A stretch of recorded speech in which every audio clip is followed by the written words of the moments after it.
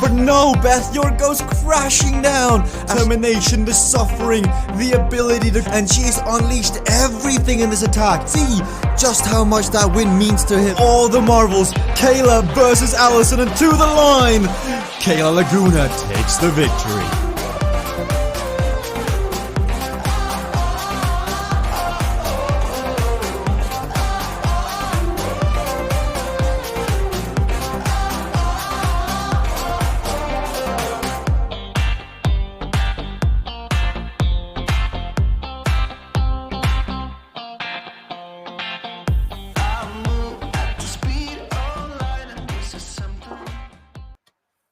Hello everybody and welcome to the CVRcade World Cup. No, your eyes are not deceiving you. Yes, I'm wearing a Lego outfit, but only here for the intro as today is Halloween. And the races today in the CVRcade World Cup, they will be racing. Some of them dressed up, some of them, they won those serious points. So for the time being, we've substituted the background. I'm from the home of Lego, and it's going to be fun to see what the other racers are wearing. But as we pop on the background, we take off. And you'll see that it isn't indeed me, Jesper Anker, that's underneath this. We get ready to race the CVRcade World Cup. The prize purse is $25,000. We're in the open sessions. We're soon going to be in the bracketed sessions. Who is going to rise to the top? Who's going to take the overall win here in the open sessions? Currently, Frank Garcia, Tim Fulford, separated by 3 points at the top. And it's going to be interesting as we come into the closing ins. Tonight, we've got 4 races ahead of us. Kayla's Mountain Track is up first. Temple Run next. Sudden Lane Change and Dark Matter Spire. The person who started this whole Halloween custom antics tonight, I guess. Some go out trick-and-treating. Others choose to go racing in costumes. Ryan Goldenberg, what have you brought to us? You were the one coming up with this idea. Let's see what you've got. Oh, God. What are you supposed to be, Ryan? I have no idea what this thing is. I raided my kid's costume bag last night and just pulled out whatever I thought I could semi-comfortably wear during the races today. If I can get the chin straps up, you can see me talking here. It's a brilliant way of hiding your poker tell to wear a mask like this. Do you think we'll see your best ever performance today? You'll see something. I had a pretty good performance on Tuesday, so I think today I'm going to be very hot. I have an increased chance of fat fingering a power up because I can't see much. But we've got a few Velocity teammates out tonight, so it's all about them tonight. I love it. Speaking of Velocity Vixen teammates, Beth York. I saw her setting up prior to this. Beth, what's that going to be like to race in? Oh, yeah. Well, I don't always wear my crown, although it's never far. It's usually close at hand. But I think my face is going to melt off, which will be really funny once I start sweating to see the glitter end up on the Glitter Queen t-shirt. So this is a child's shirt, so that's also pretty comical, going into the kids section to find a Glitter Queen shirt and buying it unironically. I love it, Beth. Best of luck racing Thank you. that. I'm sure there'll be a few extra watts. We've also got Casey Shum. I think he's supposed to be the Hulk. Casey, what's happening from your point of view today? Not much, man. We're going to see what we got here. Going to have some fun. And I hope they all keep their masks on and stay nice and warm for the day. Oh, you can see Casey, he's bringing his A game. Speaking of bringing their A games, we've got Frank Garcia in this as well. As you can see, he's competing with Tim at the top of the rankings. Tim is also streaming in, so you can see who's come out to play. As Tim is wearing, could be Bane, could be whatever. We'll see if he was born into this or brought up by the darkness, as we get ready to watch the different racers get underway. 25K. is up for grabs. Carl Axel Sander, Velocity Vixen, just putting on a shirt for everybody's pleasure today as he gets ready to go. You can see he's on the comms widget.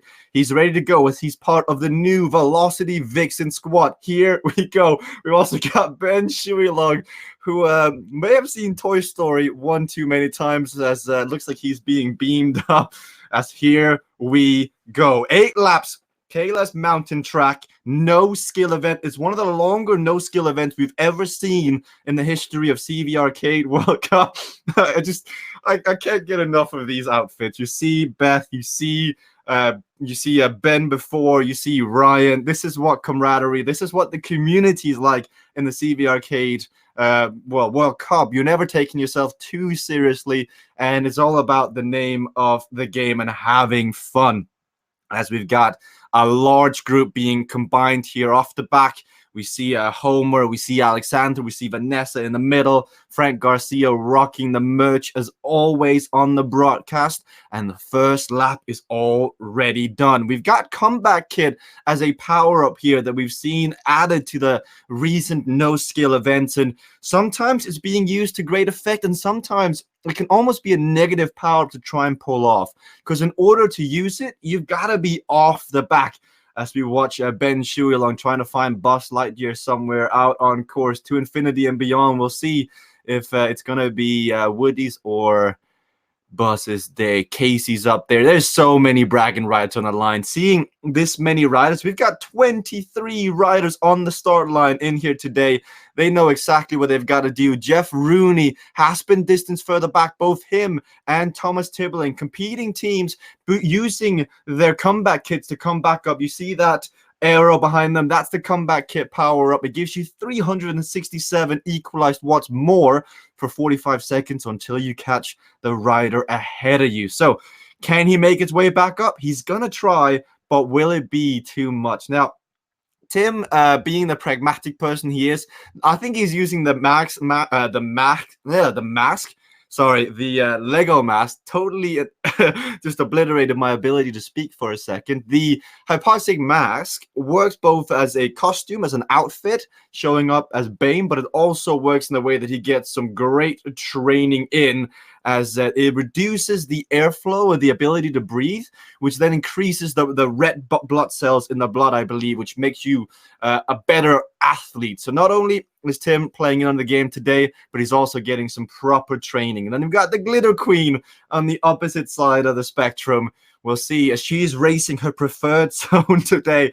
I think we'll see what royalty Beth York is, as she's going to put on a show for us here. Frank and Ryan on the front. Ryan, he's got the mask on. His ability to breathe might be hindered a tiny bit, as we heard Casey say.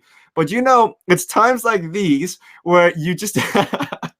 Ryan is hungry. You can see he's got his candy. He let us know that he's got candy for both zones. So not only are they racing, but they're also trick and treating while they are doing it. And if you're enjoying it and you want to put some candy in the trick and treat bag, click that follow button down below, and you never know what might come your way. Scoring multiplier here of 1 in the no skill event. So it is important to do well, but it's not the end of the world, because after this, we've got Tempo Run. After this, Sun Lane Change and Dark Matter Spire as well. These races, they make up the majority of the points with scoring multipliers between 2.5 to 2. On the front, Tim's accelerating 800 equalized watts.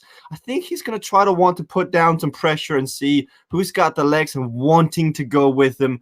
But the blob effect, when you've got 9 riders like this in the group behind, it can be difficult to drop riders. Carl Axel Sander has been a bit of the revelation recently in the CVRcade World Cup racing. He is one of the OG closed beta testers. I remember him being one of the first racers to win here on Kayla's mountain track when it looked very different to what it does today. And it's great to see these riders stick around, get involved in the community, and now making the streams. He doesn't have the matching kit, so he won't get the maximum bonus points available, but I'm sure that he's just going to go out and try and do his best to make it so that that won't matter come the end of the day. 1.9 kilometers to go. Off the back, Thomas Tibbling, Paula, Jeff Rooney, Alexander, and Kayla. In the front, we've got Peter Castro, Tim Fulford, Ryan Goldenberg, Beth York, Rick Woods, Casey Shum, Carl Axel Sander, Ben Shuilong, and Frank Garcia. So many people brought the A game today here in the CVRcade World Cup. This is what we live for as the production team. We love to see riders get involved. But last lap coming up, I believe, second to last lap, penultimate lap, 1.5 kilometers to go. Will anyone try to use their comeback kit? We keep an eye on the ride. You can see Casey on the left. No, that's not a camera malfunctioning. He is going to be smashing, and you don't want to see him angry as the Hulk gets ready to pounce. Frank Garcia, he's in here, racing from Team CVR. Ryan Goldenberg attacks on the front. The Wolf, he can see the full moon. He gets ready to go as well on the front, but does he really want to be getting away? The draft behind is so strong, and if you prematurely get off the front, you can find yourself out the back very quickly when the block comes on by. Ben Shuilong gets ready for Toy Story 5. Casey Shum is off the back, and he used... You got Casey and Beth. He used comeback kit, but Beth was there with him. Casey Shum, this is his preferred zone. Beth York, it's her preferred zone as well. And that comeback kit, that could be detrimental to their chances. The Glitter Queen and the Hulk, side by side, just like in the Marvel Universe, they go. Now on the front, Velocity Vixen member Ryan Goldenberg is putting down the pressure. He's got Carl Axel Sander ready to go over the top. 300 meters to go. Peter Castro is there. Frank Garcia is there. Tim uses comeback kit from the back, and he's going to be out the back as well as Ryan stopped. But Carl is going. Carl, Rick, Ben Shuilong. It's going to be so close to the line. Rick, Ben, Frank. I think it's Frank on the line. I think Frank takes it. Oh, he doesn't.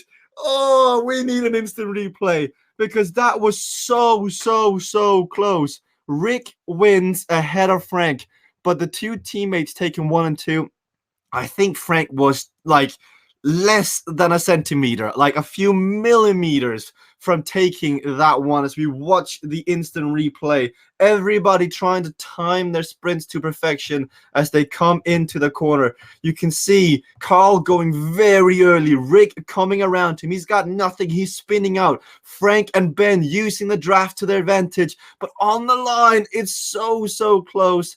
We'll see if Frank is happy about that. Frank, first for Rick, second for you. Was that all you could have asked for the first race? 1-2 CVRcade, baby. Yeah, it was good timing. It was interesting with so many riders in that group. How does the dynamic change when you have 9-15 people in a no-skill event? Oh, it was a joy to just sort of sit in and ride and then try and get the timing on the sprint correct. And it's a good way to warm up. Well, we're heading into Temple Run now, Frank. Many look to your team as one of the favorites on the longer courses. How will we see Team CVRcade attack this one now that you are having both first and second on the scoreboard? We're just going to sit in and, ride to the end and see how it goes. I love it. Poker being played from the Team CVR camp. We've also got Ben. We've also got Ben. Ben, I absolutely love your outfit. Talk me through. What is it supposed to be? It's what I could put together at the last minute at work. So I just got some red card, cut it up, used some sellotape, and that's what I came up with. So. Well, I'm very grateful that you're spending your hours at work at the best possible productivity task at hand. Ben, third place in the last race, first of the non-team CVRcade. How are we looking at your chances heading into Zone K today? I think it's okay. I feel pretty good, and the aim with race one was to just not go too hard, and I think I managed to do that and get third place. So yeah, I'm happy, and we'll see how the legs go in the next few tracks. Well, we'll see what happens now, Ben. Best of luck. We've got Velocity Vixen team leader Carl Axel Sander. If he's able to hear me the first time into the broadcast, what's it like to be streaming, Carl? Oh, I think Now he's he's disappeared, in I think. Oh, I think he's in serious mode. I don't think he can hear me. I think he is listening to his team and chatting with them. We've got a minute 15 to go. Tim, the mask. What's it like to race in a mask like that? It's horrible. Really cuts your breathing. I've got it set to 1,800 meters, so it's like cycling in a ski resort. But it's good for those no-skill events. Keeps you working. But yeah, got to take it off for something like this. A bit crazy. Now, Temple Run, long race. Frank says he'll just sit in and wait for the end. Do you believe him? No. Rule 1, don't believe what Frank says while he's on a bike. Yeah, Tim has got the words of wisdom for everybody else listening out there. 30 seconds to go. Good luck, Tim, and the rest of the racers. We would cut to me, but in midst of all the shenanigans, I think we can show you what's happened. The excitement behind me, it's all come falling down. As usually, I'm hidden out on somewhere on course. We're reporting it, but as you can see, like everything is just getting too excited about the racing at hand. So if you don't see me for the rest of the broadcast, that's because the surroundings have erupted on Temple Run. But here we go. Second race underway of Zone K. You've got the powers being popped right from the gun. We have weight lifted, Razor's Edge, and path of least resistance. Ryan using everything from the gun. I think from Tuesday, everyone is looking at Velocity Vixen because by many, Tuesday's racing was set to be some of the most difficult racing they've ever done, especially Roman Arena. And that came down to Velocity Vixen laying down the hood. And we see the Glitter Queen, Beth York, always smiling, but now she's in a serious mode as she's got Frank Garcia, Ryan Goldenberg, Peter Kastrup, and Christian Whiteman with him. As we look to the scoreboard, by the way, and we keep an eye on who's got their preferred zones, because those 16 points you get from completing all 4 races in your preferred zone, they can make the difference between winning or losing. For example, on Tuesday, Team CVRcade issued a challenge. Anyone that could beat the best placed Team CVRcader would win $50. Casey beat Rick by 1 point, 1 single point, thanks to the streaming. Casey has got this as preferred zone. Ben Shuilong, Rick Woods, Joyce DeSmith, Beth York, Carl Axel Sander, and Christian Whiteman. Majority of which all are racing as Ben Shuilong. You can see him. He's racing in from Team CCC. Carl Axel Sander, he is down in 8th place. So he's got 2 riders in the front, but he's joined by Casey and Tim. So it's good company to be with at this point in the race. And he can just sit on. He's got 2 riders up the front. Beth does have this as her preferred zone. She's streaming in. She's getting all the points. She's in a comfortable position. Meanwhile, further down, Thomas Tibbling using his power-ups. Rick Woods using his power-ups is on the front. Beth York, 193 equalized heart rate. Just adjusting the glasses of love, as we've seen that accessory has been on plenty of times, but perhaps not in this exact concoction of different things. As Ryan pulls on a block, Ryan Goldenberg being the enforcer. Now, this has changed. This gameplay mechanic, as you can see, the Hungry Wolf, Ryan Goldenberg, this is a mechanic that wasn't always possible to do as we watch the highlight. Ryan blocks Casey, he blocks Tim, he blocks Frank. If you hit somebody from the side, it is a bump now. In the past, it used to be a heads up or straight up block. Now it's a bump, meaning that both riders slow down. Velocity Vixen have 3 riders up the road, and they're in great position here. Beth has been fantastic to this point, and she uses weight lifted to try and get to the front. But I think with Ryan doing what he just did, being the enforcer, he may just have created an alliance, not with Velocity Vixen, but I think what just happened there is Tim, Casey, Frank, Christian, and Rick, they're going to say, right, if that's how we're going to play, that's how we're going to play. And Tim attacks away, uses quantum shift and weight lifted to get across. You can see him standing up, realizing the danger of the breakaway, and he will now be the first one to break or bridge over to the breakaway group. So seems to be the orange is the dominant color. He comes on through.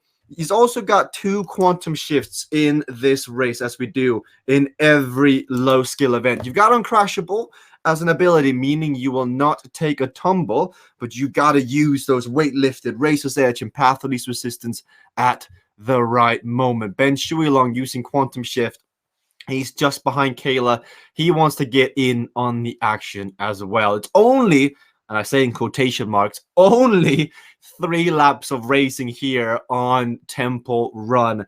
It can be quite something to race when you got this, but if you've got numbers, if you've got teammates up the road, then you have the possibility of sitting in and trying to catch your breath. So far, Frank Garcia staying true to his word. He's sitting in, he's waiting, and enjoying the wheel of Peter Castrop and Casey Shum, with Rick Woods and Christian Weidman on the front, being the first domestiques leading down the chase. You can see them coming under the waterfall, and you've got Frank Garcia, first camera view here. You can see Peter Castrop's yellow colors on the front. He moves to the left not to get blocked, and he now links up with his teammate and good friend Rick Woods. But on the front, 4 racers have bridged away. And this is a tie for the highest scoring multiplier event of the evening. Temple Run and Sudden Lane Change after this both have high scoring multipliers. You can see Carl. Carl is talking into the comms widget. He is discussing strategy with Ryan and with Beth. Now, Carl, of course, yeah, I think he's happy with how it's going. Carl, of course, is racing for the preliminary results, but unfortunately, due to the rules, if you do not have a functioning heart rate monitor connected, once the finalized results are up, you'll find yourself disqualified. That doesn't mean you are disqualified from having fun. That doesn't mean you're disqualified from having an impact on the racing, but what it does mean is that come the end of this, if you don't have a heart rate monitor attached, you will find yourself at the bottom of the standings. But those are all technicalities. If you're racing to race and just have fun, it doesn't really matter at the end of the day. But those are quality checks in place to make sure that you are suffering and you are physically equalized. As Casey is leading the front, he's taking turns with Frank. I think they all realize in this chasing group the severeness of threat of the front group, and you see Frank get to the front, hit 500 equalized, and sit back down. But Frank and Casey are 168 on 170 equalized heart rate. They're at a comfortable pace, but they need to do something about it because they've got numbers in the front group. Tim may choose to help, but I doubt that he wants to do so because they've got 3 Velocity Vixen members up there, and if he just sits in, he'll get a free ride. I mean, there's no looking towards him and saying, come on, take a turn, because when you've got 3 riders, it is your responsibility as a team to use those numbers to your advantage. But the gap is coming down. We're coming up to the end of the first lap of Temple Run, and that gap is coming down. Ryan, Beth, Carl, Tim. Can they keep the well-oiled machine together? Carl is trying to get in, but because of the bumping mechanics, he's not being allowed in. And now he gets in, and Beth, I mean, there seems to be, when sometimes you get yourself into new positions, you're not quite, you don't quite know what to do. And further back, Ben Shuilong, speaking of which, Razor's Edge, he's attacking away. You only get 1 of each. And he's attacking away here to try and get up to the front of the action. He's got Casey, Kayla, Frank, Rick, and Peter behind him. Christian Weidman has just got to say goodbye to the group on the front as he's being distanced, but the group of bots are coming up. But look at Casey Shum. Look at what it takes to be up there as Kayla attacks away. She's in hot pursuit. Frank's on the wheel of Casey as we're yet to see the final form of the Hulk today, but the 2 green riders side by side.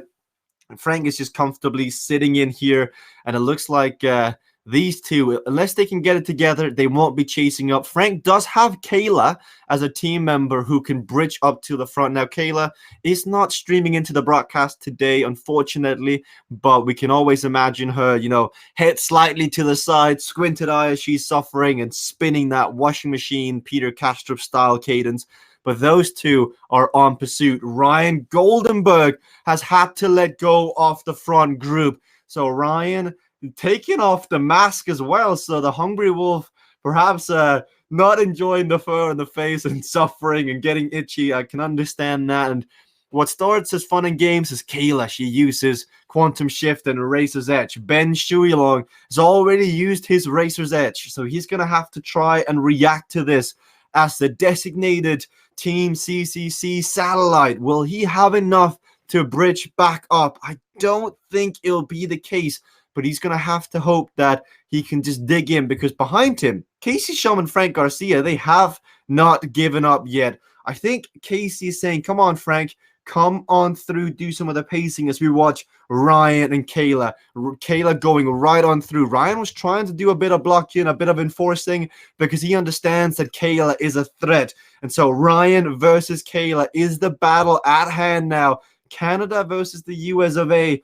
Can Canada bring it back? It doesn't seem to be so. Ryan tried it, but Kayla says, not today, my friend, not today. And she goes off in pursuit of the riders on the front. Frank now happy to do some of the pacing with Casey.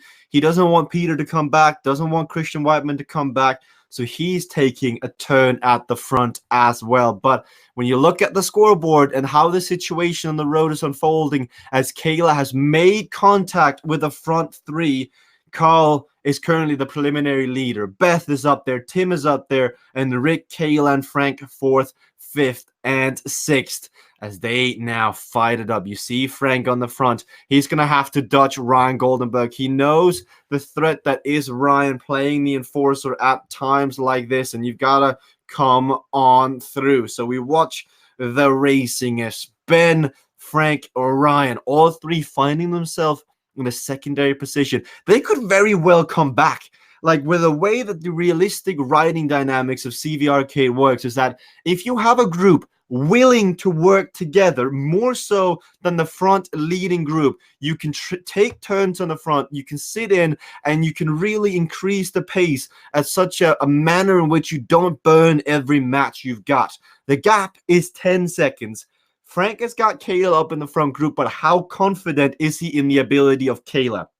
If he doesn't think Kayla has what it takes to beat the other three riders, then he's going to be working with this group. But if he's confident, he'll just sit in and say, I don't have to do anything. Ryan has got numbers up in the front, and Casey has no one up. So they'll be working together as Ryan now further back. You watch him slots in. What's really impressive, though, is that Beth York, from lap 1, we're now halfway through the racing, she attacked. She went all out with Halloween. I would love to be in her house for trick and treating. I mean, that was just fantastic to see the fun and games that she can have while being completely and utterly committed to her team. She can watch nothing coming through there as pure CVRcade royalty. Beth York showing how it's done.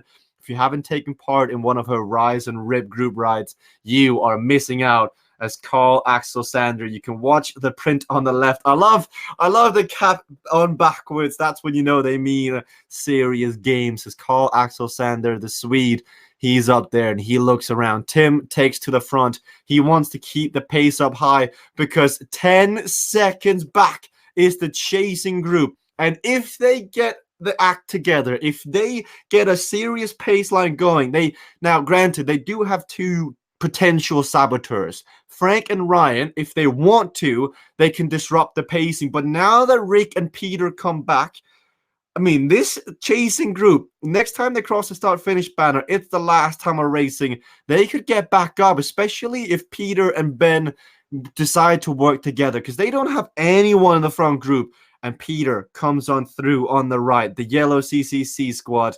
They've got numbers in this group. So does Team CVRcade. What do you do? Like, it's times like this that as a team, you have to come together and be completely honest with yourselves. Because if Kayla, as the only Team CVRcade member in the front, feels like she's only hanging on by a thread. Now, I'm not saying that's the case, because Kayla is awesome. She's strong and she is accustomed to being in these positions, but it could be on certain days you just don't have it. And if that's the case, you need to be on the race radio and be like, Frank, Rick, we need to keep the pace together, because I don't think I can beat Carl. I don't think I can beat Tim without your support. as you'll see everybody now. Alliances are starting to be made. I'm sure that Tim is in communication with Beth and Carl here to ensure that they're keeping the pace high, because it's now down to 9 seconds. Have I told you that CVRcade's realistic riding dynamics are awesome yet? The physics, I have seen my fair share of virtual cycling, racing, esports, and everything, and this is just top notch, because you're watching decisions have an impact. Do I take a turn on the front? Do I sit in? Do I use my power up? Do I wait? Do an attack? Every single decision matters. And you may see that despite Beth's and Carl's fantastic efforts from Velocity Vixen with Ryan as well, despite their moves, it could be all for none as the gap comes down. 8 seconds. Ryan Goldenberg using Quantum Shift and Path of Least Resistance. I think he's going to try one last time to play the Enforcer. You watch from Casey, you watch Ryan. He hits the front, and if we go to the helicopter view, you'll see he's now going to try and make sure that the riders behind him get nowhere. We're on the last lap. Ryan sitting up, slowing down. Watch the second group. Oh, he hits Frank. He hits Casey. And, Ryan, from the land of ice hockey, he just threw a puck in there, and that was fantastic. Penalty shootout should be declared. 5 minutes in the box, fighting Ryan Goldenberg. As the Toronto Maple Leafs may have just sealed the deal there prior to penalty shootouts. Now, there is a counterplay. Both Frank and Casey used their quantum shift late on. If they saw it coming, they can use their quantum shifts. Now, they both thought they can get on through, but they didn't do so. Now, Ryan doesn't really have a chance of coming back again because he used his quantum shift. But Frank is only 5 seconds down. Casey 5 seconds down on Frank. Frank Garcia could get back in despite the blockage, despite the what's it called, sticking from Ryan Goldenberg. There's a chance here that Frank Garcia gets back in. 5 seconds up to Kayla. Kayla will no longer take any turns. Tim and Beth and Carl, they must look. Oh, Kayla comes to the front here. I think she's either going to try to attack away here or she's going to put the brakes on. I think it is the latter. She attacks to the front. She breaks. Carl comes on through. Oh, he slams into the back of Kayla. Tim slams into the back. They've got to move far left. They got to get out of the way. Tim goes far left. Beth is on the right. Frank is 4 seconds down, 6 seconds down. Look at this once more. You've got the hockey maneuvers. If you use quantum shift here, you can use it to get on through and avoid the blocking. But this is what I mean by traders in the mist. Path of Least Resistance was used there. And now Frank Garcia, he can see them up the road. He's got his mole infiltrating the ranks of the breakaway with Kayla doing a great job. Beth is at 201 equalized heart rate. We bow to the queen of CVRcade as Beth York put it down. Now, if Beth wants to enjoy the antics, and if she eventually was to let go of this group, she can do her best to pull a Kayla on Frank, because Frank is 5 seconds down and Kayla once more is blocking it, but Tim has gone through. Tim has threaded the needle and he is now off the front. 4 seconds up the road. Team Cycling Hub team leader has gone. He's got 4 seconds, but Casey Shum is coming back to Frank. This is fantastic racing. It's so far from over. As Frank and Casey, they've worked together. Casey wasn't sure whether Frank would block him there or not, but I think the fact that Frank stood up on the avatar says that he's going to try and work. So Kayla is back down now, and we have connection. Casey is happy. Oh, as Beth puts a block on. Can Beth do a Ryan and Kayla? Oh, she hits Kayla, but Casey comes on through. Frank also comes on through. They escape. Carl, Casey, Frank, and Tim, 2.7 kilometers to go. It is wide open in Temple Run here in Zone K. Open sessions, plenty of racing ahead of us. We've got Zone K now, Zone L later. We'll have to do it again. Right now, the advantage is in Tim Fulford's hands, but Carl Axel Sander is right there. But how much does he have left? He must be on his limit as well. Frank and Casey get back up. We look over the shoulder. Carl looks into the camera, almost like, send me your what's. I don't care about trick and treats. Just send me some extra power. Look at him. He's trying to get in any air he can. The heavy breathing.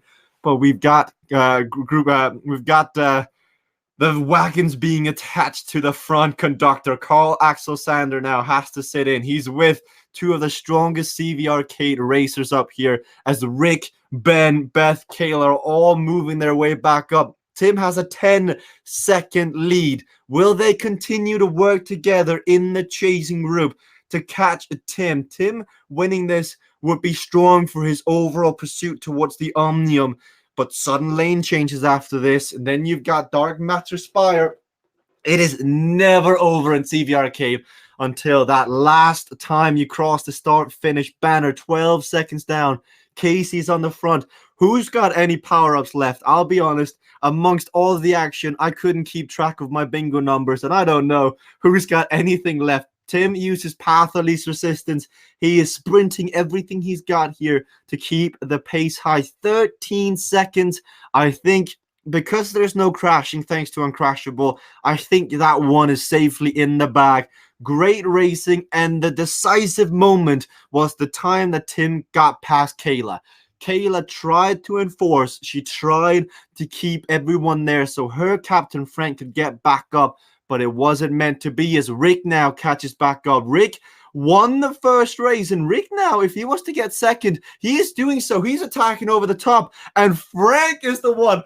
Ryan Goldenberg, look at what you started. You put together a cataclysm of events as he now suffers the consequences. Velocity Vixen in top 3, but not in a position of which they look to be in a winning position, as Tim up the road. Casey, you see him on the screen. He is fighting to stay on. He looks calm and composed. He's not on his limit just yet, as Carl uses path of least resistance. That power-up that makes you go quicker when you accelerate, but makes you slide out. You won't crash, and he's now trying to catch up to Rick Woods. 2 seconds between them and 500 meters to go for Tim Fulford. He's got a 12-second gap, and Rick, Frank, Casey, Carl, Ben Shuilong is back in. Ben could very well catch up and sneak one by Casey and Frank here if they don't pay attention.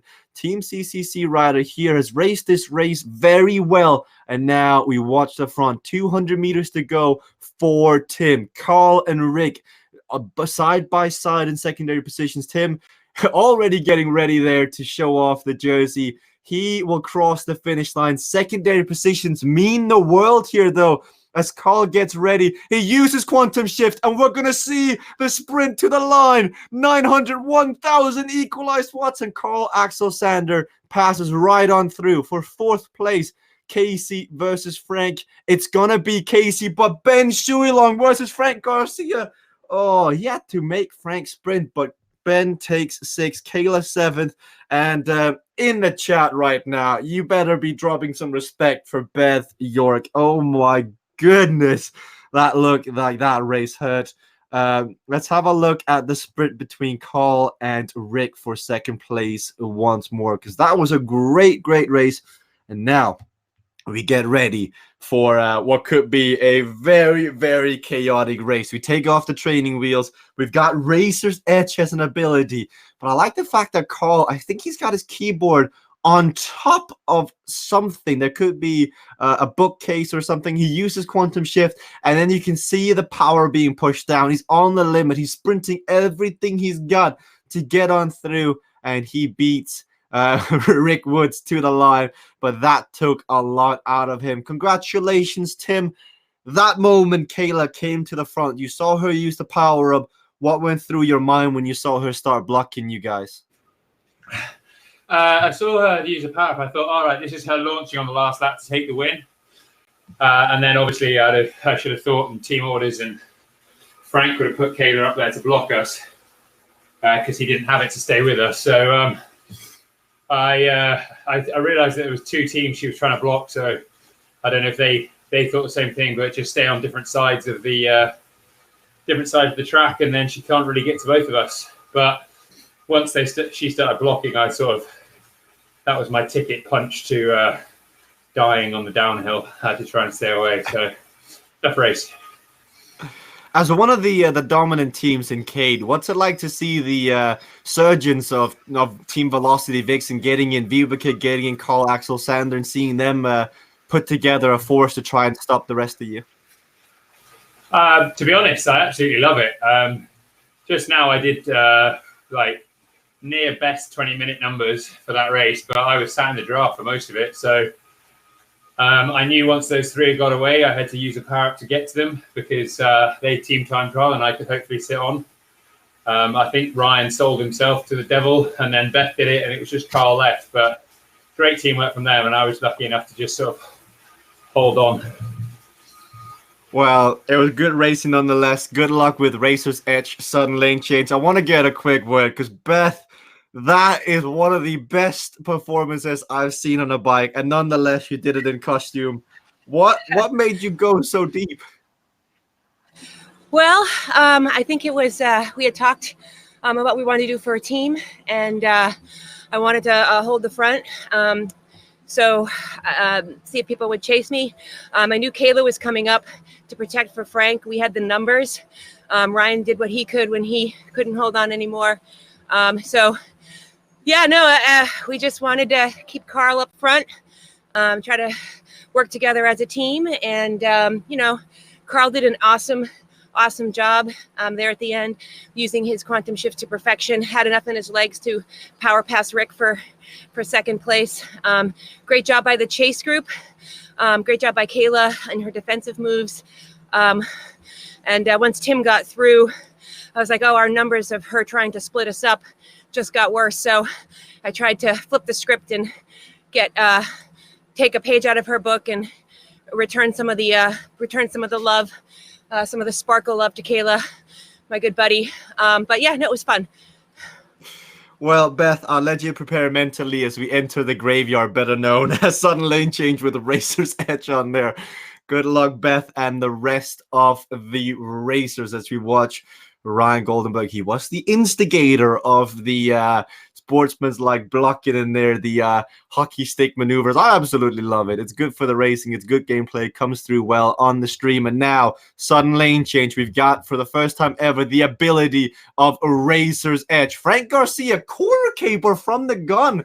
You wonder if that was a fat finger or if that was on purpose as he uses wind at his back. But that is his most powerful power-up gone just like that. And in this race, as he overlaps wheels with Jeff Rooney on the right as you watch Casey Shum. Rick Woods crashes as well. We've got Racer's Edge as an ability. This means that they're thin as a razor blade at all times. And this course is technical. There are corner speeds you're going to be aware of. There are pylons in the road. There are barriers that electrocute you when you hit them so you fall off the bike. Don't worry, you get back up again.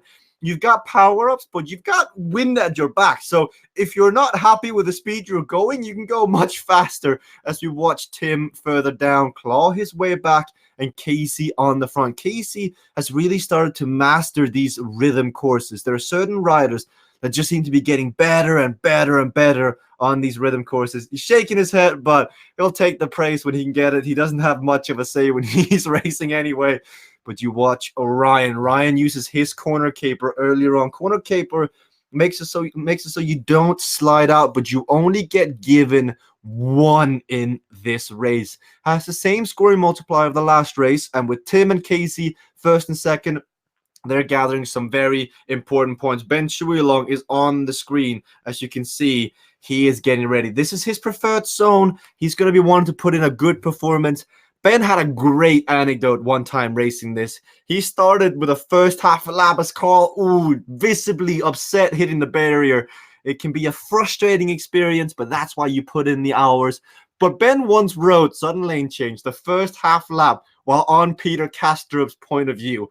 I'm not sure if it's envious of Peter's ability to race courses like this or just the lack of concentration, but that is funny nonetheless. Tim has now taken over from Casey. Casey and Tim, side by side, they are fighting for the top spot, and that's really going to make all the difference because Casey and Tim, if Casey beats Tim, he claws points back, but if he doesn't, Tim extends his lead at the top, and Tim choosing the outside lane, just hovering around the maximum speed allowed. And you're watching two of the greats here in the CVRcade World Cup. They're on the limit of what they can do. Oh, and Tim, you can see Casey laughing about that one. Thumbs up. He's happy about, because he knows if Tim pushes him to the edge, it's about time that one of them would make a mistake. And it is Tim Fulford, and he, 6 seconds down, it's Ryan Goldenberg. With a racer's edge on like this, it comes down to how you accelerate on the straightaways. Everybody's going to be going fast, but these straightaways is where you can make up a lot of the time. But Mr. Consistent, Ryan Goldenberg, happy to stay in his lane as Ben, Kayla both come on through. Kayla is performing quite well. Oh, Casey! Ooh, just trying to avoid clearance. Casey Shum hits into one of the barriers, and Tim, Tim slams into the back of Casey, and then he crashes. Oh, it is a back and forth affair. This is, you think it's a piñata time as much as they're trying to get that candy out, but now Nigel comes through, Ryan comes through, Kayla and Casey both use wind at their back. I reckon, though, there is another crash or two in here at the front. You can never rest on your laurels. Casey uses corner caper, slowing down, not wanting corner caper to run out. Ben Shuilong passes Kayla. He's coming with speed. I mean, is that Keanu Reeves?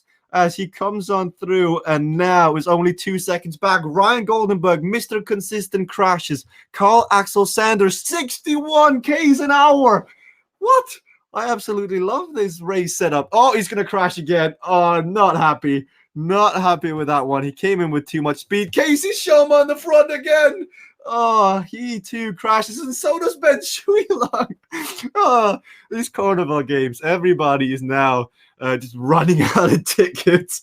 As Kayla has just quietly raced to the front, and now 4 seconds up the road, she is in the lead. Tim Fulford, 4 seconds back, he is in pursuit of Kayla. He's past Casey. Ben, Carl, despite the crashing, is finding himself fighting with Nigel and his teammate Ryan.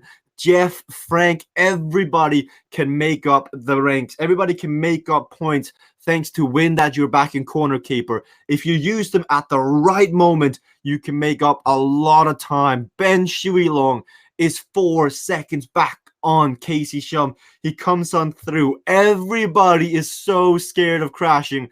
Nigel Doyle uses corner caper. He's going to try and catch up to Carl Axel Sander, and he does, but I think we might see... Oh, Nigel hits into Homer!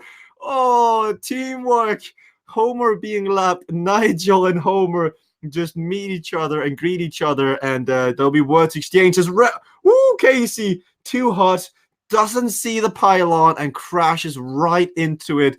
And Tim and Casey both having fun at the other's misfortune as Tim hits into Orville. Oh no! Ben Shuilong did the exact same thing. Tim doesn't see Orville, and with 1 lap to go for Kayla on the front, Casey, Tim, Ben, Carl, Ryan.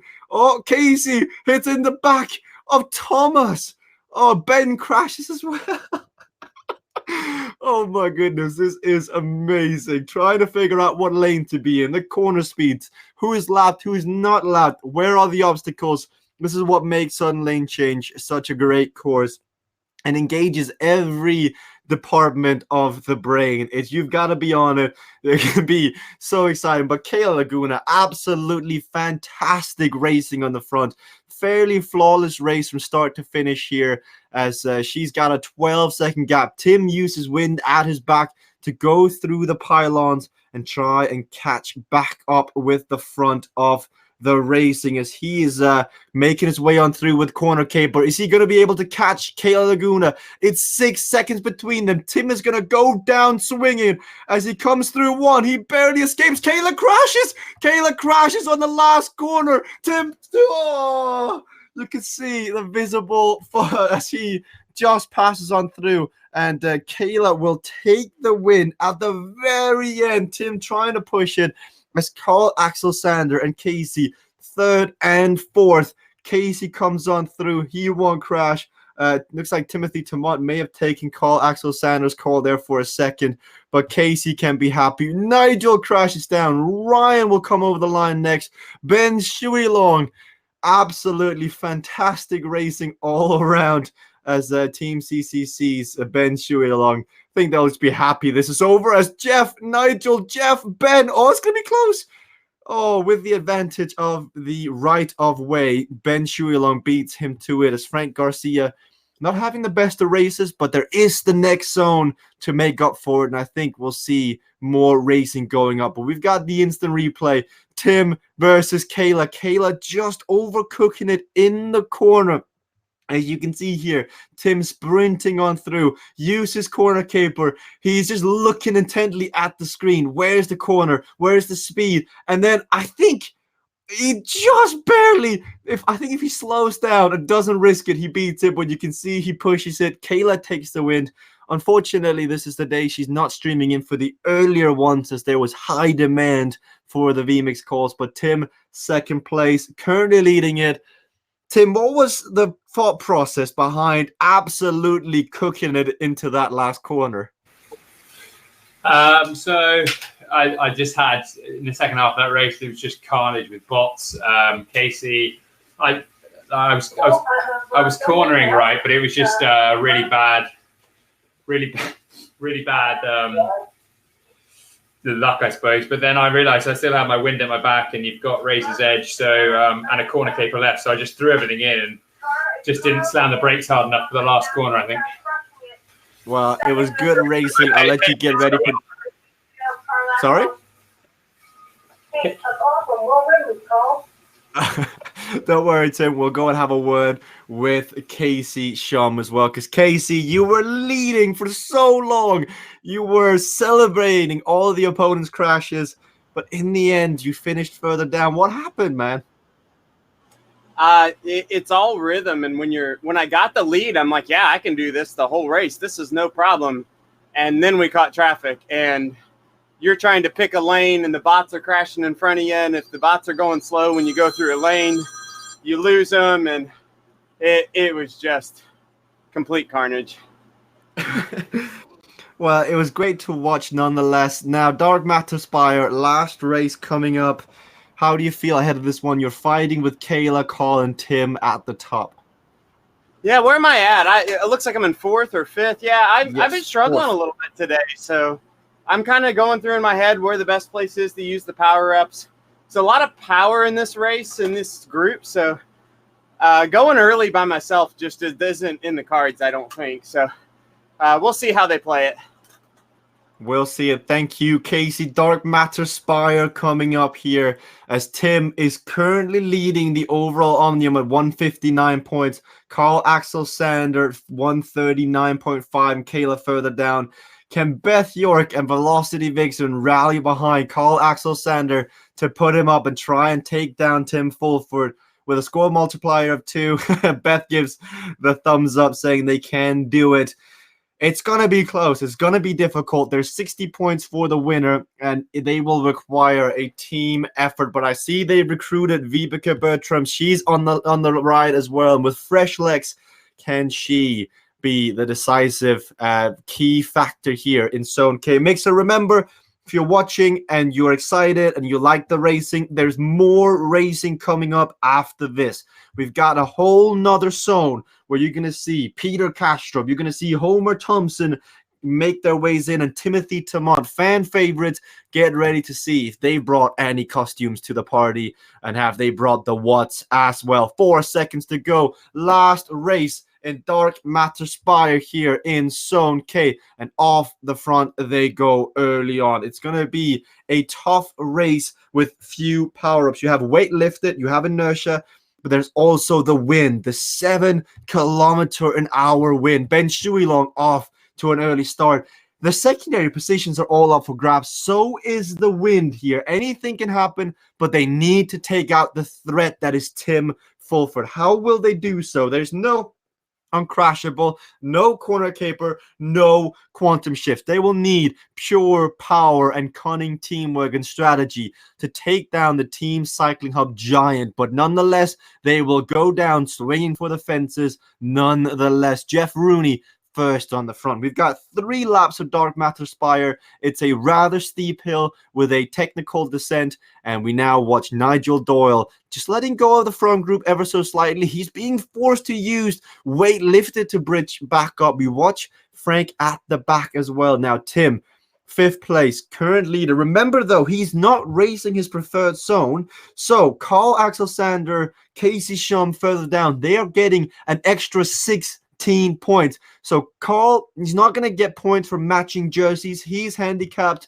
I believe Kayla's streaming in using the broadcast widget in the game. So, she's also going to get streaming points. So, if they can limit the gap to 16 points to Tim, they can take those very crucial points. But as you can see, Tim Fulford is a force. When he's on the front, he can be tough to bridge back, as Ryan Goldenberg down in 12th at the back of the group.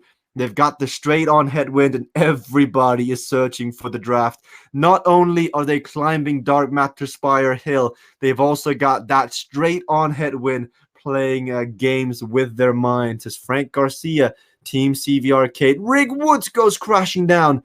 They won the first race on Kayla's mountain track, 1st and 2nd, but then they struggled further into the racing. And in 10 minutes' time, we've got more racing on our hands with Son L. Ben Shuilong.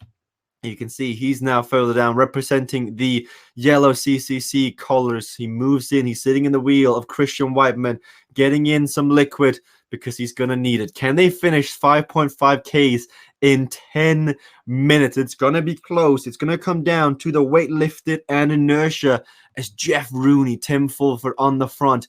Jeff has won before. He had his real big breakthrough here on Dark Matter Spire in the past, and the Velocity Vixen Jeff Rooney is finding himself on the front with Tim Fulford further down. Carl Axel Sander is in 8th. He had a bit of a nightmare on the previous race, but he'll be trying to make up for it here. Nigel Doyle and Casey Shum both forced to use their inertias at this point in the race. A defensive measure here from Casey Shum to get back into the group, and that will telegraph to the other riders that he may... Oh, as Frank just overlaps the wheels there and goes crashing down, but that will telegraph to the other riders that he may or may not have it for this race. But the scoring, it's so close. Carl, Kayla, Casey, Rick, Jeff, Ben, Frank, everybody in those secondary positions from 2nd down to 8th, 9th even to, actually all the way down to 11th is incredibly close as we start the 2nd ascent of Dark Matter Spire, and it is everybody's favorite Dane, Vibeke Bertram, who is now finding herself in the front of the affair with Velocity Vixen, with Jeff Rooney. Tim Fulford is up there as well, and they are breaking away. There's the Omnium on the line, but there's also the individual stages. You briefly saw Beth York. She is fighting away. She'll be broadcasting Zone T later on tonight. So if you are watching this on demand and you're excited to be racing your zone, well, I wish you the best of luck. Beth will be your host and guide through the action later on for the Americas time zone, as Tim, Vibeke, Christian, Jeff, Kayla, Nigel further down. But Kayla is only 3 points behind Carl in 2nd place. She will need to catch up now and try and find V, because Tim uses inertia at 47 kilometers an hour. Team Cycling Hub leader uses inertia at the steepest point on the climb into the headwind, and he's now going to try and race the rest of the race right off the front from a solo point of view. Can he sustain the gap? That is the question. He's won Stage 2. He came 2nd in Stage 3. And here in Stage 4, Dark Matter Spire, he wants it on. He wants it now as he attacks off the front. Ben Shuilong, ET phone home now. He's trying to get back up. Kayla uses inertia. Maybe a tiny bit too early there. She still had weight lifted back, but she is now bridging across to the front group as Kayla catches up with Vibeke on the right and moves right on through. Tim is up there, and he is in first position, 8 seconds up the road as we enter the last lap of racing very soon here in Zone K. How much do they have left for Zone L? That will be the question as you can watch the different racers get on the way. Ben Shuilong is still fighting. He's trying to bridge up to the front as Tim is up there. Ben further down now in 6th place. Can he bridge across? He's got Carl behind him. He's got Ryan. He's got Rick. He's got Nigel. He is going to be very committed to this, as he can be moving up the standings if he keeps them behind him. But Vibeke is leading the charge. She and Jeff Rooney are the two Velocity Vixen representatives here in the front group. They're trying to work together and keep that group behind now as they try and chase it down. Ben is being forced here to use inertia. He can crash. If he's going too quickly, he's going to be praying coming through the corners that he doesn't crash. One corner safe, and he just barely. Great move here as Vibeke Bertram falls down. I think she just overlaps the wheels. Inertia down from Ben Shuilong. He makes it back up to the front group. And we now watch how the overall standings moves as he comes up. I think he's got potential to be in 4th place come the end of the racing. And that will be great positions. Here we go. Last lap of racing. Remember that most of these people are racing again in 6 minutes. They do not get a lot of rest prior to Kayla's mountain track getting underway in 5 minutes time. 2 kilometers to go. Tim Fulford leading the pack on the front, but the riders behind him, they're all in hot pursuit. They want to take the stage. They don't really mind the Omnium too much. They want to see if they can just unleash everything, as they are only racing. Some of these are only racing this one zone, and they will want to empty the tank here ahead of the finish. 9 seconds. Jeff Rooney on the front.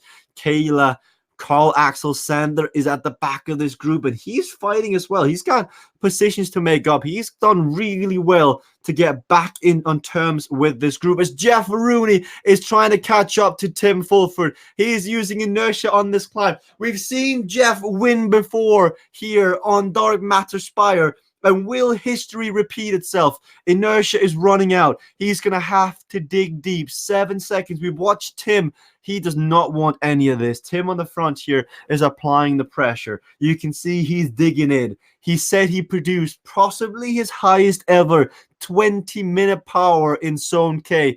In the second race on Temple Run, and here in Dark Matter Spire, he's having to put on the light, go deep down into the mines and search for the coal reserves, as Jeff was being caught. He attempted valiantly, but 197 equalized heart rate. 201 from Jeff Rooney. He's breaking bound. 202. Will we see 203 from the young gentleman in the back? No, it will even out at 196. 900 meters to go. Ben Shuilong has been distanced. He is with Kayla in 5th and 6th place as they're fighting out for minor positions. 4 minutes to go before Zone L gets underway. I hope that all racers are ready to rock for that race, as that will soon get underway. Tim Fulford now on the front. Hot pursuit behind him. Christian Whiteman, Carl Axel Sander, and Jeff Rooney. But Tim is going to be fighting it through. He's got the matching colors in real life and in the game. You look over the shoulder, there are none there. There's complete daylight between him and the chasing group. 9 seconds once more. 400 meters between him and winning.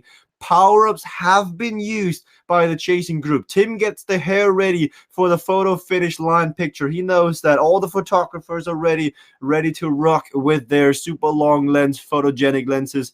As 200 meters to go, Tim Fulford will take the Omnium here in Zone K.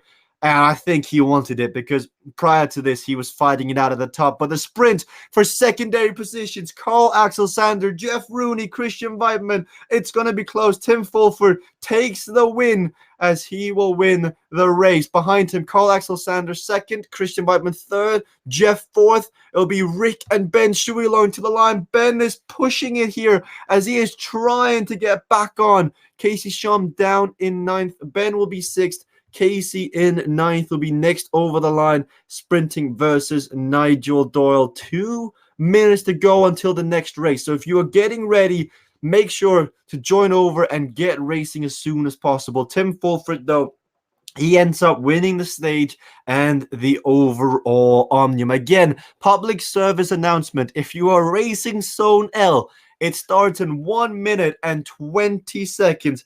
Get ready to go and rumble if you want to race in the next race. You've got 1 minute and 10 now as you watch Tim stand up, push the powers, and break boundaries of what he's physically capable of, thanks to CVRcade as he pushes it to the line. Now, we've got Tim in here, as you can see Casey on the screen. I think we might just have the cameraman ready to move and get ready to the next race as we watch the highlights of the previous race. We'll get a word from him as we get ready. We'll let him catch his breath and get ready for the next zone L. You're watching the highlights of sudden lane change. What's happening is behind the scenes, the production team, they're just making sure that the new riders are ready and signed up, and they've got their faces on camera so you can watch the stories being made. You can watch the suffering. You can watch the joys, the smiles, and the sheer determination as we watch. I'm getting news that the Flying Dutchman, Peter Kastrup, can't make it. His belt came off the trainer again. That will be very unfortunate. And as we watch the finishing highlights of the sudden lane change in the previous race, the start has just gone in the next race, as it looks like a few may have just chosen to rest up as you watch Tim finish over there. While the production team is changing the riders, we will keep an eye. I'll keep you updated on the action happening in Zone L as that has just started. You're watching Dark Matter Spire finish here. Tim Fulford pushing the pressure. I'm hearing it sounds like unfortunately the camera crew was not able to join the event. They tried joining it. I was successful in doing so. So I will gladly talk you through while the cameraman does attempt to fix the issue at hand. So what's happening is the production crew doesn't seem to be able to connect through the game as we watch. I will bring you through all the action radio style in the meanwhile. You've got Niels Heldens on the front on Kayla's Mountain Track, Joyce the Smith, Christian Weidman, Nigel Doyle, all ready to go in the racing as you can watch the highlights on the screen. Vibeke Bertram, Nigel Doyle, Christian Weidman, they've all got a start off. Rick Woods has used his comeback kit in the racing as well. Frank Garcia letting go off the front group. Timothy Tamont is in here now, taking up the front of the affairs. Looks to be Team Cycling Hub and Velocity Vixen with numbers advantage in Zone L. So we once more watch Tim Fulford put down the sprint on the last race as we watch it one more time. On the front, though, in the race in Zone L, Niels Heldens has attacked away, and he's attacked Joyce DeSmith. Now, we don't know for sure how the racing is going to unfold with the commissioners. So, regardless of how this race unfolds, you may see the commissioners make a ruling. If more people have had this issue getting into this race, the finalized results will reflect something else. So, what I can recommend is that if you made your way in and you're racing, race your heart out and get ready to rock. Just race as if it was to count. But you never know. It might end up being nullified in the end. But nonetheless, I am here right now. As now, Vibeke is using her comeback kit power up to get back in. As you watch so what you're watching on the screen right now is the highlights of Zone K, Dark Matter Spire. While this is unfolding, I was lucky enough to get into Zone L racing, but Casey's jump, he fought it out. He didn't quite have the legs in the end, it looked like, on Zone K, as Tim Fulford determined to put out stronger, bigger numbers. So the team will be looking in. I'm sure there'll be more when we get to watch Temple Run as that gets underway very soon. I'm sure we'll get in and watch that. But in the meanwhile, Velocity Vixen, they've got Joyce DeSmith in here, they got Vibeke Bertram, and they've got Jeff Rooney. They're going up against Timothy Tamont and Niels Heldens of Team Cycling Hub, and Christian Weidman of Team Experimental is in here in the racing in Zone L. And we now watch the racing. I do apologize, but I hope that you are enjoying the radio broadcast as Vibeke Bertram has attacked off the front for Velocity Vixen. 800 equalized watts have been put down by the Dane as we're halfway through the race. 3.2 kilometers to go, and it's Niels Heldens of Team Cycling of 1,000 equalized watts. Vibeke has a 1 second gap, but that's quickly being brought back here as they come back. So what you're seeing on the screen is now all the highlights of the previous race. Ryan having some fun with the costumes. Happy Halloween, everybody. We've got 2.8 kilometers remaining in Zone L Race 1. Now, we don't know whether the final commissioners are going to allow this race to stand or not, but the racers are racing it nonetheless. So take these results and these results as preliminary. Group is all back together. Vibeke, though, she's used her comeback kit and she has attacked. And despite her attack off the front, she's found herself out the back now. She's 5 seconds back. 6 riders make up the front group. Niels Heldens of the Netherlands, Timothy Timont, Joyce Smith of Belgium, Nigel Doyle and Jeff Rooney of New Zealand, and Christian Whiteman of the US of A. 3 laps remain as the camera crew gets ready and tries to join the second race on Temple Run. Jeff Rooney is on the front now. The block is happy to rock. Equalized heart rates from all the racers vary between 167 and 182. Everyone seems to be rather comfortable. It is a smaller pack than the previous race, so everybody has to fight more for their position as there's less drafting to be had. As we now keep a keen eye, you can see Carl Axel Sander happy with the racing in the last race. Hopefully we'll see more of him in the racing ahead, as it was a good addition to have him in the broadcast for the first time today, rocking that very iconic hat now as we watch Casey Shum, the Hulk.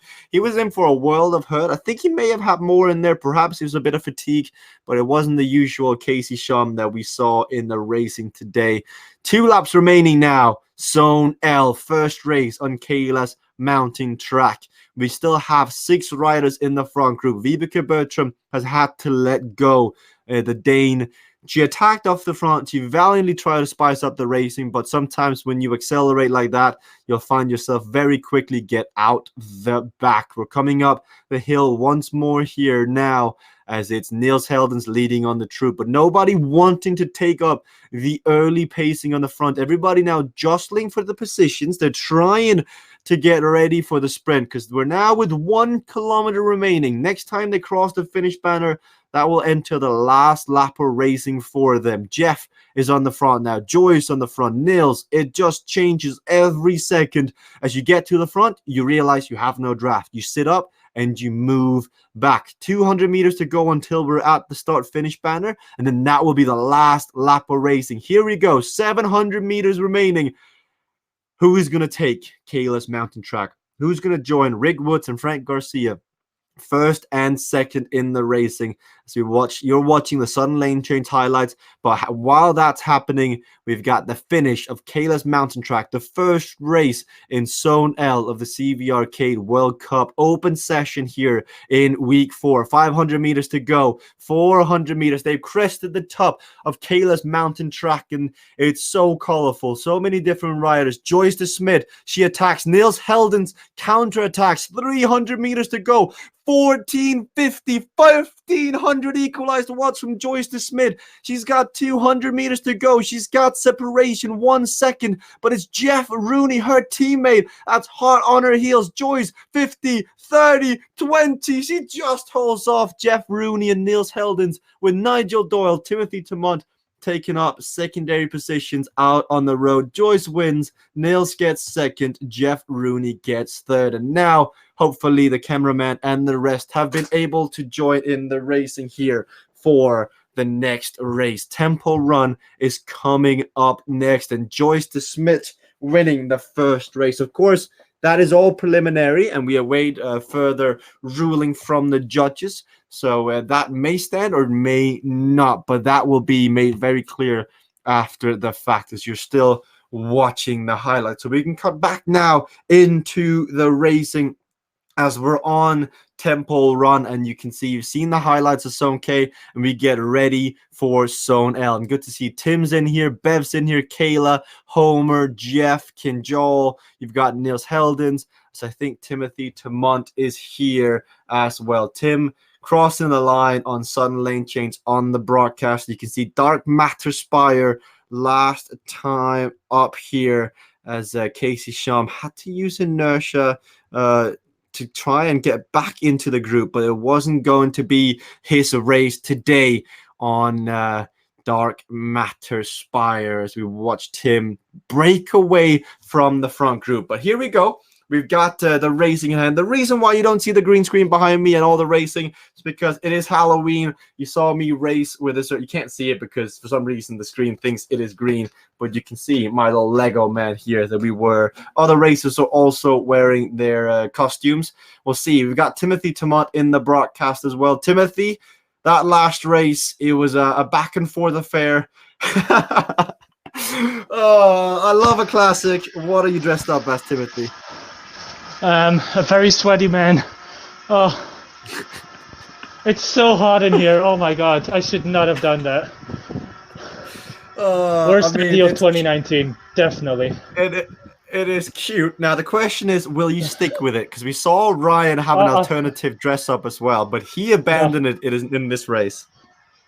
I have to stick with it because if I take it off, you have to kick me off stream. Oh, it is brilliant. Timothy Tamont. Timothy, Tempo Run. You are coming into this fresh compared to some of the other racers. Despite being a ghost, are you going to be pale in the racing or are you going to put some color on it? I'm going to try, but like I said, that warm-up race, it already killed me. I'm like, sometimes you'll have to see me do this so that the fan can come in. It's insane. But yeah, we're just going to try, We're just going to try. Well, that is the spirit. So we look at whoever else is also in the broadcast as we have Tim Fulford returning in. We didn't get a chance to speak to Tim following his win, but Tim, congratulations on winning Zone K. Will we make it a repeat here in Zone L? Oh, I think you may be muted on your end, Tim. Oh, sorry. Yeah, I was. Very much doubt it, but we'll see what we do. This one hurt last time. I might just sit in with the bots on this one and see what we can do in the last two races and try and spice it up, maybe. We'll see. You've got numbers in this one. You've got Timothy and Niels there with you. How much does that support help you? Not legs, I think, Jesper. Well, let's see if we can have a leg transplant in Tim Fulford's vicinity. 43 seconds to go. Good luck, Tim, and the rest of the racers. We got 35 seconds to go. We've got Homer in the broadcast as well. Homer, how are you doing today? We got 35 seconds to go. We've got Homer in the broadcast as well. Homer, how are you doing today? Oh, I'm not sure that Homer can hear us, but all is good as he gets ready to race. You could see him in the CCC kit. 7 seconds to go, and we've got 3 laps of Tempo Run coming up again. Tim Fulford on the screen saying he'll just opt to stay with the bots. We'll see if that will be the case because I think he'll give it one more nudge to see if there's anything left in the legs. Frank Garcia didn't have the best of racing in the last one, but he'll be trying to make up for it here second time around as he uses Quantum Shift to try and pass on through. He uses every single power-up. He uses Quantum Shift, Racer's Edge, and Path of Least Resistance to attack on through the group and try and stir some action in behind him. Does anyone pick up the mantle and go with him? Jeff has raced twice. Christian is racing twice. Looks like Cycling Up is happy just to let Frank go, and no one coming with him. Kayla sitting back. Homer, they're all choosing to stay with the bots for the time being. They've got riders out there. Ryan Goldenberg at the back of the group. Changed his outfit. He's put on a hat, and he is further down. So in 6th place, you've got Velocity Vixen. I think he's out here trying to help Joyce and Vibeke get good positions, but Timothy moves on over. And if you missed it, Timothy Tamont bringing back a classic. A first in CVRcade World Cup history, and after today, it may be a last for Timothy Tamont as well, as he is opting to race like a ghost. So that is very, very different I don't think we're seeing him on the screen right now, as we're seeing Ryan Goldenberg, but he is also racing in. There you go, Timothy Termont. That is spooky. I can't tell if he's choosing to be the king of the bottom left-hand corner. We're only missing the the crown and the mustache man, but you gotta respect it, putting on the show as oh, you gotta love Timothy Termont, always putting it on for the broadcast. Frank Garcia has attacked up the front, 450 equalized watts, 3 laps of tempo run. Can he do the time trial? He's tried this before. It succeeded once or twice, but it doesn't make it any easier. He's used all his positive power-ups except for one quantum shift. 9 seconds to go, and everyone else behind them, they've got numbers. They will take turns, and we'll see what Frank will do as Ryan Goldenberg further down. He gets ready to showcase the colors of Velocity Vixen. They've got 4 riders in this chasing group here, with Jeff, Vibeke, and Ryan as well. With I'm missing a rider. Who am I missing? Jeff, Vibeke. There is this Christian Voigtman. Also, no, wait, what? Oh, my math must not be strong. Oh, that makes sense. Vibeke, Jeff, Joyce, and Ryan. What am I talking about? That does make 4. It's something about the number 4, guys. Timothy Termont, though, could be getting too hot at this point under the duvet. It's 8 seconds back. He puts on the headset. Oh, my goodness. He is rocking and rolling in the haste. Oh, that is so brilliant. It is so funny and so stupid at the same time, but it is absolutely comical as Timothy Termont moves on through. He's at the back of Ryan, Joyce, and Vibeke. Ryan in front of Timothy. They're working together, but they're not really getting away from the bots. The bots are at 344, and they're working as the broom wagon. Meanwhile, on the front, you've got Nils Heldens, you got Jeff Rooney, you got Christian Weidman. You can see Frank here from the side. He attacked earlier using all his power-ups as he tried to get anyone with him, but there wasn't to be the case. So we'll look now as Nils Heldens is trying to attack away with Jeff Rooney and Christian and Vibeke further back. So 10 seconds up to Frank. Frank's at 175, so he is comfortable as we look from above here. Nils and Jeff and Christian further down. They lead the chasing group. We saw it last time. It all almost came back together as they worked together to try and bridge to the front. Here you can see Christian Weidman. Now, I hope you've enjoyed the broadcast so far, and if you are enjoying it, click that follow button down below to get in on all of the action. We broadcast several times a day, several times a week, Tuesdays, Thursdays, and Saturdays.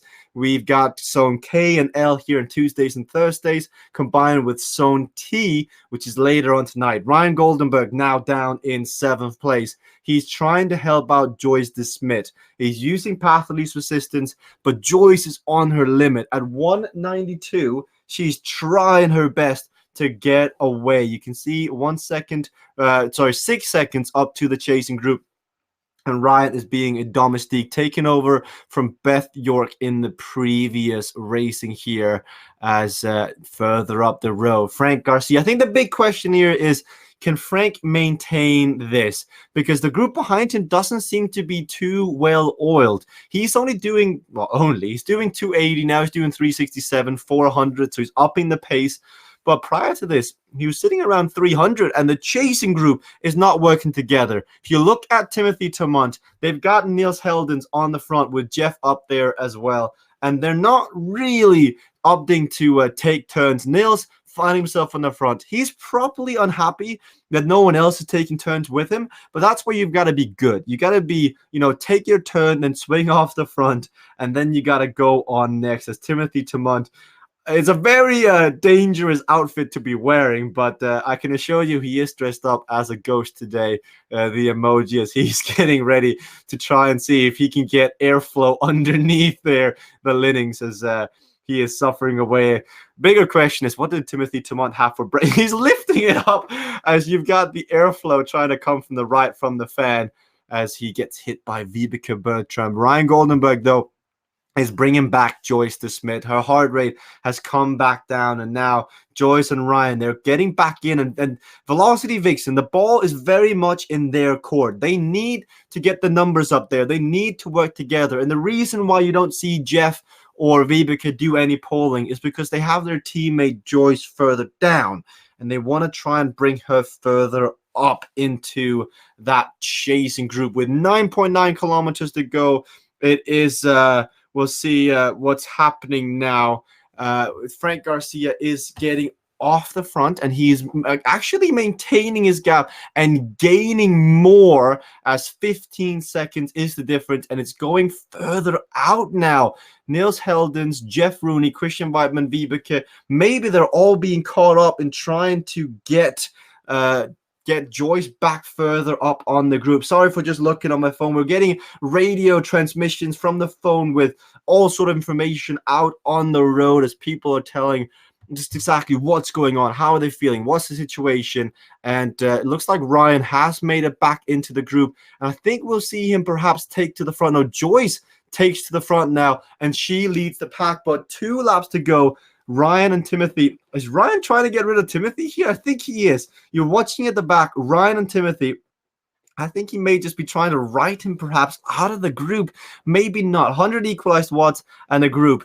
Timothy moves on the right. No, Ryan does let him on through, as Tim has also made his way back. So the bots are coming back now, and this adds a new element to the racing. Wilbur, Leonardo, Eli Musk, you've got Benjamin. They're now getting back in, and what that allows for is that if they trust it, they can let the bots do some of the pacing. As you watch Ryan on the screen, he's done his work, and he is now letting go of the front group as the bots will move on through. There's Wilbur, there's Eli, and they will be held. But Tim Fulford staying with the bots, and it's going to pay out. So there's 3 Velocity Vixen members, 3 Cycling Hub, and 1 Team Experimental, as they now get up to the front. And now they're going to have to do some pacing, because Frank Garcia has 22 seconds on the chasing group. He attacked from the gun, and he's going to have to sustain it. He's committed to this. He's used all his power-ups, and now he's going to have to stay away until the end. Will he succeed? Will he keep it up? He's really become a great time trialist, like since perfecting the art of CVRcade racing, understanding your physical strengths, understanding the courses, and understanding the racecraft required to make a break like this stick. And you can really see now that gap is moving closer to 30 than it is to 20 now. And so Jeff is so single-handedly trying to chase it down, with Timothy Tamont in 6th place behind Christian Weidman, as they're trying to bring it back up. As you can see Timothy Tamont. I just love the fact that Timothy went full out with the attire. It is Halloween today. It's only really a holiday that's celebrated in the US, not so much here in Europe. They're trying to make it a thing, but nonetheless, you join in on the front. And Timothy Tamont, if he ends up winning today, he may get... I'm not sure what the policy is on matching kits today, or if that gets voided for the name of the game, but he's going to get extra Jesper bonus points and bragging rights, that's for sure. But Frank Garcia, 20 seconds. Jeff Rooney, Vibeke Bertram, they're all chasing him down. Velocity Vixen have come out to play. This is what we're seeing in the racing. Recently, they've decided, you know what? It's time to bring the fire. It's time to put some more wood on the fire, put it in the furnace, as there's going to be a lot of money up for grabs. The bracketed sessions start next week, and whoever wins the Elite Omnium Series finale will win $3,000. Now, that is a lot of dough. That is a lot of cash for not having to leave your house, for not having to go anywhere else. Tim Fulford was in the front group, but we now see him being distanced further back. He's in 8th place. He did win Zone K. He won several stages, but the question is, how quickly can you recover? How quickly can you get back up and find the legs? You heard him say in the pre-race interview he didn't quite think he would have it for this race, but now I'm not sure if he's purposely trying to get rid of Wilbur or just trying to take a better lane throughout. Ryan Goldenberg is further down with Nigel Doyle. They're both on their 2nd Omnium of racing back-to-back. We've seen with Ryan before, he comes into his own for the second Omnium. We've seen the same with Peter Castro, but it's not going to be for this one. Christian Whiteman now uses Path of Least Resistance. He has been dropped from the front three. Jeff, Vibeke, and Nils have gone away. Timothy Tamont, the friendly neighborhood ghost, is trying to get away. I'm not sure if you saw him in a spooky house, whether you'd cry or whether you'd laugh. I think I'd probably lean further towards the right, but Timothy Tamont, absolutely Mixer's crowd and chat favorite as you watch the Team Cycling Hub member occupying the bottom of the screen. As once more, he's trying to allow for airflow in there. You can only imagine the sweat and the just moisture that's going to be in there as your head starts to warm up, as the eyebrows start to get sweaty, as his mustache starts to get sweaty. 20 seconds for Frank Garcia on the front.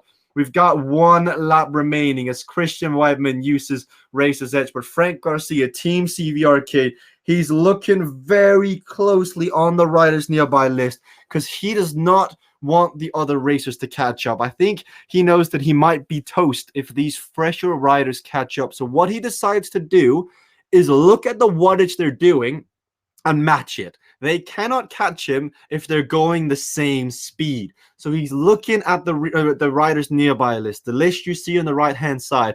He's looking at their speed, at their wattage, at their heart rates, and he's just knowing that if he can maintain the gap, then he's got a chance of finishing off here. As Niels Heldens has really come into his own. He, quote-unquote, stole the Omnium victory one Tuesday from Ryan Goldenberg, but he's raced really well. We offered Nils the opportunity to come on the stream today, but he wants to get more comfortable with the racing, and we understand that. But I can't wait to see, as we saw Carl Axel Sander get on the stream today, Vibeke was on the stream, Thomas Tibbling has been on the stream, and this is what it's all about. It's about the physical suffering of the game being transmitted through the broadcast to create this level of togetherness and a sense of community, and it's making for some good watching. But watch this. If you watch Ryan Goldenberg right now, they have just whipped in the I was going to say the three reindeers. You've got what is his name? It escapes me. That's a shame on me. The red nose. Oh, Rudolph. They've got Rudolph on the front here as Ryan gets in some sugar. They've got Rudolph on the front, Eli Musk. They're all now working together with the butts. They're 10 seconds back. And this is a byproduct of most of these racers racing back-to-back zones. Fatigue starts to hit in, and this is where the bots make a massive difference. Eli, Musk, Thomas, Wilbur, Robert, etc. They help this chasing group because they may not have the numbers. I reckon Tim is a danger man. When we look at the scoreboard right now, Niels Heldens is in prime position. Granted, the first stage, I don't know if that's officially going to count or not. We wait official words from the commissioners, but we're just going to run this through as if this was the preliminary results, and we'll leave the decision-making up to commissioners. It's coming on through there. Ryan, I think Ryan may have just slammed on the brakes a second, either inadvertently or it happened, but I don't think that may have been inadvertently because he now has got two riders attacking up the front as he's on the audio widget saying, come on, Jeff Rooney, Vibeke Bertram have attacked. Tim has enlisted Eli in his services to try and attack away. But you watch now as Eli and Tim work together. They've got 11 seconds up to Vibeke, up to Niels Heldens, but Jeff Rooney is up there as well. The three riders, two Velocity Vixen, one Cycling Hub member. This is going to make for a very chaotic race on sudden lane change after this, because there's going to be some tired legs. Frank Garcia has raced it to perfection. He's really understood the chaos and the chaotic nature of the racing behind him. Everybody seeming fatigued. Frank, sitting in the previous race, understanding that, you know what? We've got two Omniums. Tim is coming out to play. I'm going to race both. If I plan my attack appropriately, I can perhaps have a better chance at Zone L than Zone K. And we're watching that now from Frank Garcia as he attacked from lap one, used all his power-ups. And this is what determination can do to you when you're racing CVRcade. Frank has pioneered this thought, this mentality of, if I'm out the front, I have motivation. If I'm out the front, I'm the one applying the hurt, not receiving the hurt. And that transactional mentality has really, like, it's bode him well now as he maintains the racing and the gap in first position. But Tim Fulford sticking with Eli. This is the highest scoring multiplier of the evening, but there is another one tied with this right after this, and Tim will be looking as powers are being popped in the front. Jeff Rooney. It's such a shame we can't have Jeff on here and Vibeke. Like, if I could, I would just have everybody broadcasting in like one big family. But Tim, the second we cut away, he also leaves Eli in the dust and uses both his power-ups. 5 seconds up to his lieutenant, 5 seconds up to Niels Heldens, and it's 3 kilometers remaining from Frank Garcia. He is not untouchable. He can be caught by the chasing group. And now you watch Tim Fulford trying to bridge across to Niels. Well, Niels helped Tim, but because now Jeff and Vibeke has got a gap. What does Jeff do? Does he take up the enforcing duties? Does he play the... Oh, and Tim... Oh, that is just so unfortunate. But that moment of just not being on the keyboard, he slams into the back of Niels and all the momentum disappears. He was at about 35 kilometers an hour, hits the back of Niels. But Vibeke, she said it so well on CVRcade Riders the other day. Growing up, I was competitive. I used to race mountain bike a lot. Now, as I get older, I have to choose between gaming and fitness and racing. But with CVRcade, I get all of the above. And now, let's see, everybody's favorite Dane, Vibeke Bertram, try and get across to Frank. She had the initial attack, but now she seems to be struggling. Niels Heldens is the next one to attack and try and do the same thing over. You can see the Team Cycling Hub colors, blue and orange, trying to bridge across. There's some very important points up for grabs from these two, as they were both in the first race, and now they get ready. 3 seconds up. Meanwhile, Frank's gap is untouchable. It's just growing further and further and further. You can see him rocking to the beat. I think one time we caught him listening to Kansas. So go forward, son, or onward, son, or whatever. I just butchered the song title of somewhere. Our executive producer is just shaking his head, going, "What did you just say, Jesper?" But nonetheless, Frank Garcia is definitely on the right boulevard now. It's 30 seconds almost is the gap down to Vibeke and Niels. 2 kilometers to go, and you watch Tim Fulford. He's joined by Jeff Rooney. The bots aren't too far behind. Timothy Tamont is there in 9th. Ryan is in 7th, and they're trying to work together. Both Ryan and Timothy being good sports, rocking up with the outfits and costumes here on Halloween. Timothy Tamont, probably one of the front runners, but he's going to have to compete with Beth York from the Glitter Queen, and the efforts that Beth York, again, you can have your say on the CVRcade Riders Forum. Who did you think had the best outfit in the racing today, as we watch I think it was Dog Officer or Paw Officer Ryan? I can't remember what the TV show was. 1.5 Ks to go. Ryan uses Quantum Shift, and he will pass through Wilbur, but he's out of the racing. Meanwhile, Niels and Vibeke has gotten back together near the front. Vibeke on the left. She will not be happy to see Niels Heldens up here in the front. Side by side, they now go, and they duke it out. Who's going to get that very important second place behind Frank? Because the difference between second and third is 8 points, 7.5 points, and that's a lot over 4 races where sometimes the differential can be less than 1 point. Last kilometer for Frank. He's got 30 seconds on Vibeke and Niels. They've got 10 seconds on Tim. I don't think Niels is going to do any of the pacing. And as I say that, Niels attacks over the top and puts in a dig to see if Vibeke has got anything there. And he's got separation. We look from Velocity Vixen's Vibeke Bertram's point of view. She can see up the road, and she's just going to try and bridge Niels Heldens back, but it may not be possible at this stage in the race. She's suffered. She's dug deep. She does not want Tim Fulford to come back.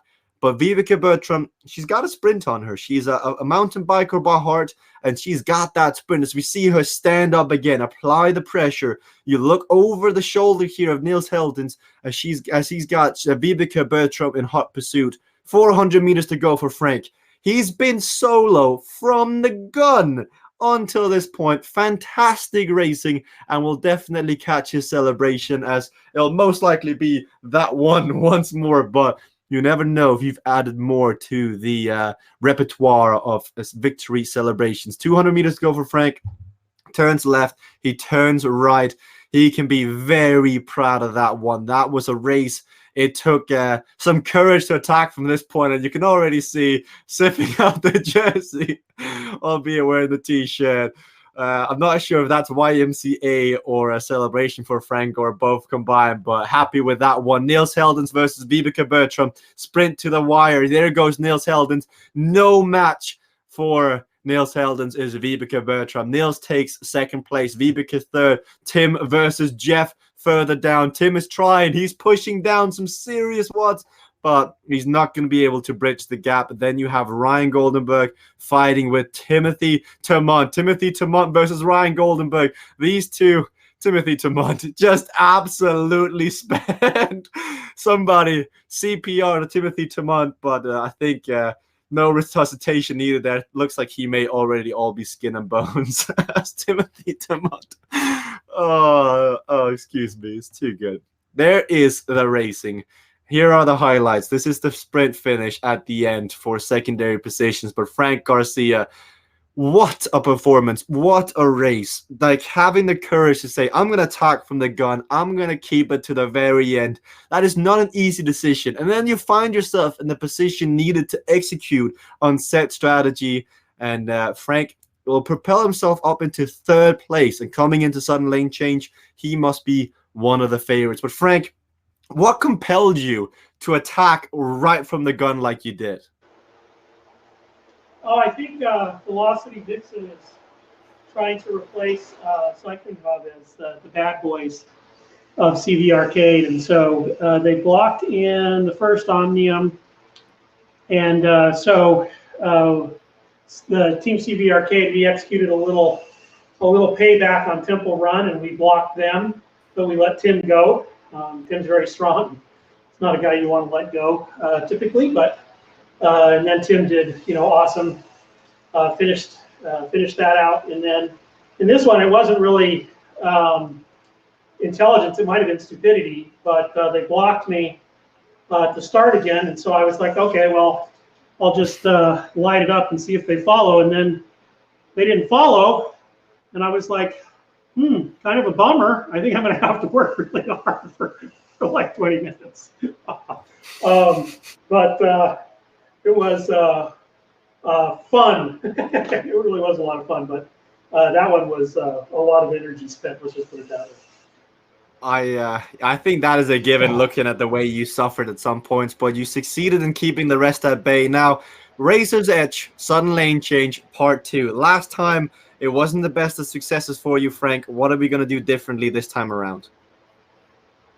I fat fingered out of the gate, so I used my corner caper. And so I thought I was probably done.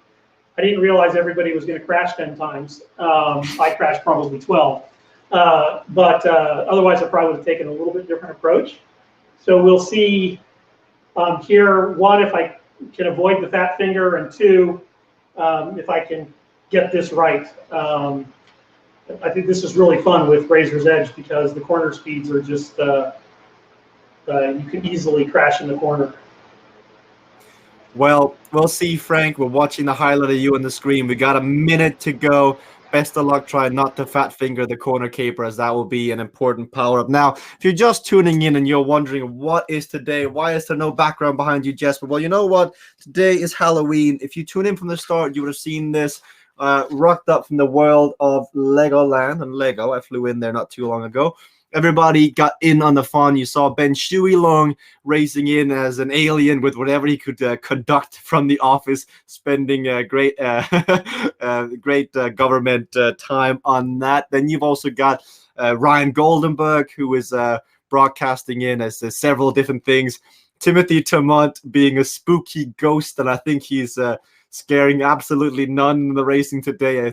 He's doing a great job in dethroning me as Casper the Friendly Ghost, so that's always good. Tim Fulford started the day as Bane, very soon realized, you know what, I actually want to win today, took it off, and then he won Zone K. But without further ado, it is time to get underway for the second round here of Sudden Lane Change. Look at Tim Fulford, look at the sprint out of the gate, because getting up to speed is all that matters. Thanks to the Racer's Edge ability, getting up to speed is easier to maintain that speed. And now we watch Frank Garcia. Can he maintain this good grace from the last race, his upward trajectory as Tim moves to the left, Joyce is on the left, Timothy Tamont is there as well, Vibeke Bertram crashes down, Timothy Tamont, I just can't take him seriously, as he moves over to the right, he slides on through, comes to the pylons, and he's got a screen. I don't know if he can see anything through that costume as he shakes his head.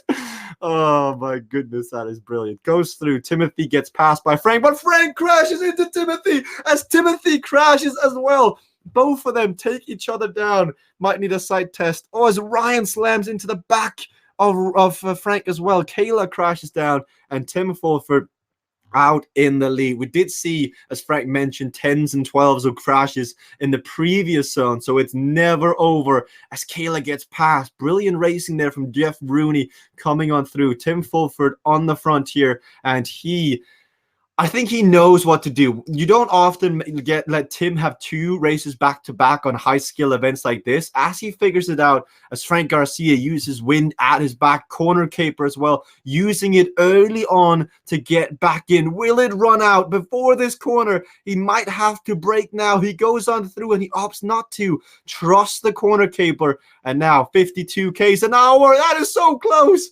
Not happy with that one. He pushed it to the edge, and Edge he did find as one of the few users of Microsoft Edge, as Tim Fulford on the front, 5 seconds ahead of Christian Whiteman. Christian has been slowly doing a good racing here today in both Zone K and Zone L.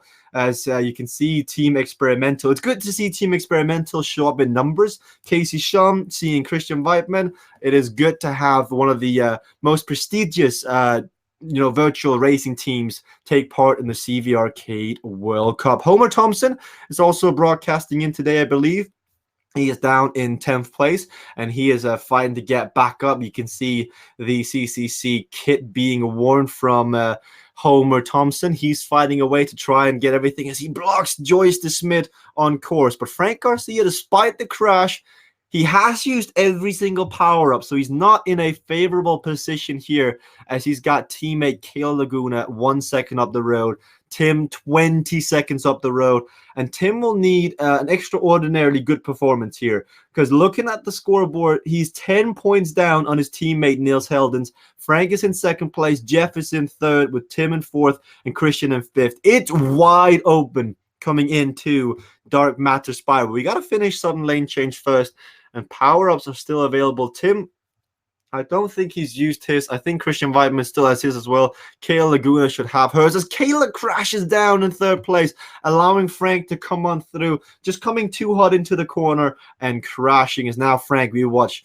This is where it gets technical. This is where it gets very strategic because you can have the power, you can have the rhythm, but sometimes choosing the optimal lane is not the right thing as Jeff Rooney uses both his power-ups. Wind at his back and corner caper. He comes to the start-finish banner, and he's going to pass Kayla and move up the rankings. He has raced every single race. Christian Weidman crashes as well. He will be regretting that one as Jeff Rooney, he slows down. I love Sudden Lane Change. I mean, seeing these seeing these plays, seeing these decisions being made in real time, it makes for very entertaining racing. And here we've got Casper Termont. Timothy moves on to the left. He passes Wilbur.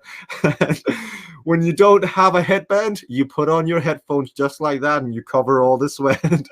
As Timothy Termont believes he can do it.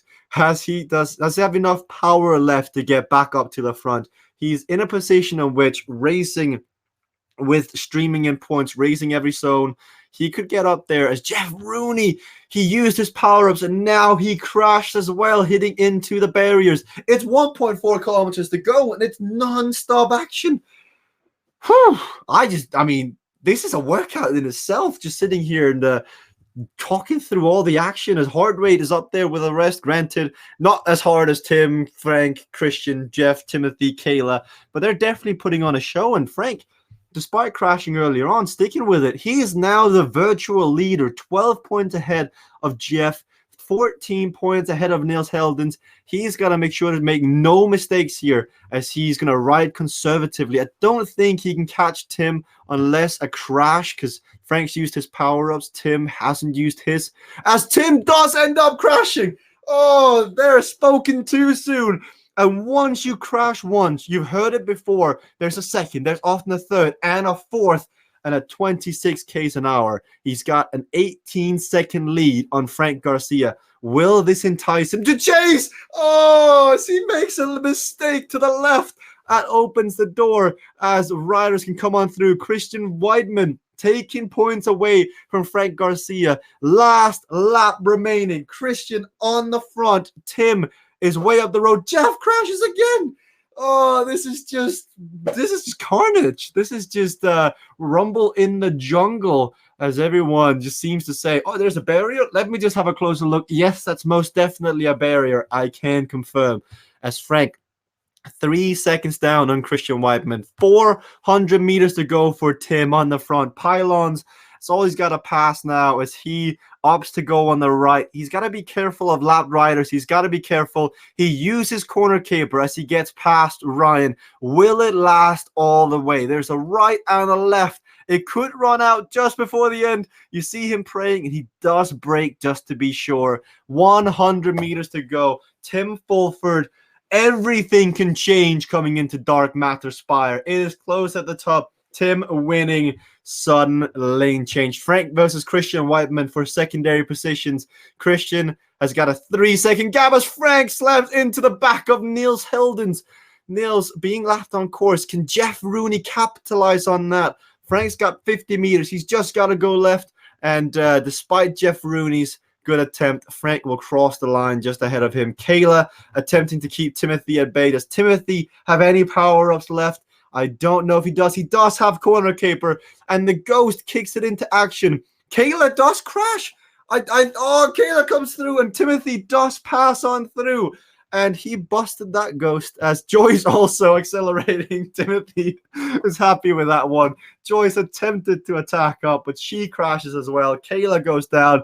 It is wide open heading into Dark Matter Spire. If you don't have popcorn, if you don't have a beverage, you've got 3 minutes, because this last race will be power-ups. It'll be fireworks. It'll be everything on the line for the 8th race of this broadcast and the final one. If you've enjoyed it, click that follow button down below. Timothy Tamud, so happy. I can't tell if he was just happy to finish or happy to beat the Kayla to the line. But Tim Fulford did end up taking the win, riding a rather flawless race except for a crash or two towards the end. Uses corner caber, uses wind at his back, and he managed to go on through and win the racing. Good racing. It was really impressive to watch riders learn from their mistakes first time around, and the second time around understanding how to use their powers, where the corner caper, where the corner speeds, etc. And Tim being able to celebrate that one. Tim is in the broadcast. Congratulations, Tim, on taking sudden lane change. It looked like it was a lot of just watching the corner speeds, watching the riders. How much information do you take in as you race sudden lane change? Well, certainly on that one, it was having done it once before, you kind of knew what to expect. And you've also got to not panic. Like, the only crash I did there was because I second guessed myself that I wasn't in the right lane. So I turned into the wrong lane. As Casey said earlier, it's about getting in that sort of flow, that rhythm, and just being confident with the speed that you've got. And because you're going so fast, that one crash is worth so much. It's worth taking like a kilometer or two off your speed just to ensure that you don't crash. Now, last time on Dark Matter Spire, Tim, you did end up winning it. You won the overall. You're in a position once more to do the double. You said you were struggling with some legs, but is there enough left for one last go? I'll be riding for the Tempest, who's currently in third position. I think that's the nickname he's given himself. So yeah, I'll ride in support of him, and if he blows up, then I'll see what I can do. But yeah, I'm 60k and an hour and 48 deep into some pretty tough racing with the likes of Jeff and Frank. Christian's done 2 as well, so it's tough. Now, let's get a word from Timothy Tamont before the last race. Timothy, how tough was it racing sudden lane change without being able to see very much? Yeah, the sight was definitely the hardest part there. I kind of ripped it a bit so I can see a little bit more and breathe some more, but it's... Oh, man. I'm killing myself here. Should not have done that. Regardless of the result today, Timothy, you are the spiritual winner of everybody out there. You and Beth York bringing it to the party. You rock. Timothy, I'll let you rest up Oh, good. We can see Timothy just getting ready. He's feeling it. He's ready to go. 17 seconds remaining. You'd almost think that with a bit of spray paint, he could be Christian Bale's Batman to Tim Fulford's Bane. We'll see. 7 seconds to go. Dark Matter Spire, 3 laps remaining. Who will it be? It is all up for grabs at the top. Frank, Christian, Nils, Jeff, Nigel, Joyce, Ryan, everybody can realistically take a shot at the top, but Frank Garcia, he's going to want to win this one. Tim Fulford winning the first one. Is Frank accelerating using weight lifted? You get 1 weight lifted and 1 inertia, and is Frank looking to use it early on? You've got that 7-kilometer-an-hour wind. It changes from a tailwind to a headwind onto a crosswind, depending on where you are on this loopy course. As Tim and Frank go off the front, Joyce is down. Tim is saying he's going to race for Nils Heldens. We'll see if that pans out. Frank does uses inertia at 51 k's an hour. That is so far the high score of what we've seen on Dark Matter Spire. But Tim, he's going to want none of that. He is leading that chase further down with the group, but no one seems to be on his wheel. Nils Heldens in 8th. He's going out the back. The Tempest, they call him. I wonder what the story is behind that, as the Tempest is not so flying right now. As he passes Nigel, he's got Jeff up ahead. He's got Joyce with his current position. He goes from 3rd down to 5th place as Frank, Tim, Jeff, Christian, they duke it out first through 4th. Tim still has power-ups remaining. Frank does not. But how much do you have left in the legs? Tim said, you know what? I've raced an hour 48. I have had 60 kilometers of racing. It's been tough racing. But this is where character shines through. This is where those that want to go deeper, those that understand how to turn them inside out, they're the ones that comes to the forefront. But it'll be interesting to watch as Timothy Tamont, he's struggling a tiny bit. He's down in 7th, choosing to stay with the left-hand side, trying to breathe, trying to rip the linen a bit more. Oh, first world problems featuring everybody's. Is he just dead? I think Timothy Tamont, somebody needs to go send support to Timothy Tamont, as he has definitely fulfilled his duties as Casper the Friendly Ghost. Tim Fulford, 3rd place. He's being caught by Christian Whiteman. That means Christian leapfrogs him in the overall standings preliminary, as he moves up 2 points ahead. But Frank Garcia, 175 equalized heart rate, 7 seconds up the road. You've already seen him once today go into a breakaway and sustain the gap. And now, for the 2nd time in Sonel, he's going to try the exact same thing. And he needs to commit to it. He does not have any power-ups left. He used inertia, he used weight lifted, and he has to commit to this. Because behind him, Tim Fulford has inertia. He has weight lifted. Christian Whiteman has weight lifted and has inertia. Frank did use it at 51 k's an hour on the incline. Tim and Christian are going to have to try and match that. It'll be no easy task with the way that the legs are feeling, but we'll see. The gap to Frank, 6 seconds. He crosses the start-finish barrier. 8 riders are making up the front group. Vibeke Bertram, Nils Heldens, Jeff Rooney, Nigel Doyle, Joyce DeSmit, Christian Weidman, Tim Fulford, and Frank Garcia. We look from the side. There's Tim, there's Christian as they cross the start-finish banner. Start the second ascent here on Dark Matter Spire. So it's been a pleasure to broadcast for you today. If you are tuning in for the first time and you just randomly came across us, this is physical esports, and what you're seeing on the left does directly affect what you're seeing on the right. So Tim, if he rides harder, that means he goes quicker, as Jeff goes crashing down for a second there. So if you accelerate, you stand up on the pedals, that does power your virtual avatars. Christian Whiteman wants to attack away. I think he's loading up for an inertia here. 54, 55. He does use inertia at 54, so 3 kilometers an hour higher than Frank Garcia. He can get a rest. And Christian has potential here to win. Does Frank choose to block him? No. He passes on through. What about Tim? Tim does it at 48 k's an hour. So Christian had the best inertia. Frank had the second best. And Tim losing time here. And he's going to have to make that up with the legs. Christian Whiteman, Frank Garcia. They make up the front group. But Tim, look at the determination. He understands the threat of the 2 former teammates on the front. If they get away, see you later. It's gone with the wind. It is good night and out from San Diego as Frank and Christian Whiteman 1 and 2. Christian is at 198 equalized heart rate. That effort definitely took a lot out of him. It took a fair chunk, and now Tim is actually coming back. He's on the far left shoulder, as you can see from the helicopter point of view, and he has made contact. So that's it. All power-ups are off the table. I believe Tim also used his weight lifted, but he may have kept it in the bank, but I do think he used it. Niels Heldens, 17 seconds back. Nigel Vibeke also. Vibeke uses her inertia at 37 k's an hour. And these are the differences in how the power-ups gets used. You can have a really strong performance, but it's just like the small differential. Like this may be physically equalized, but that differential between the Cade pros and the Cade competitors is that bit of knowledge, that understanding that the power-up makes all the differences. Frank, Tim, Christian, they're on the front.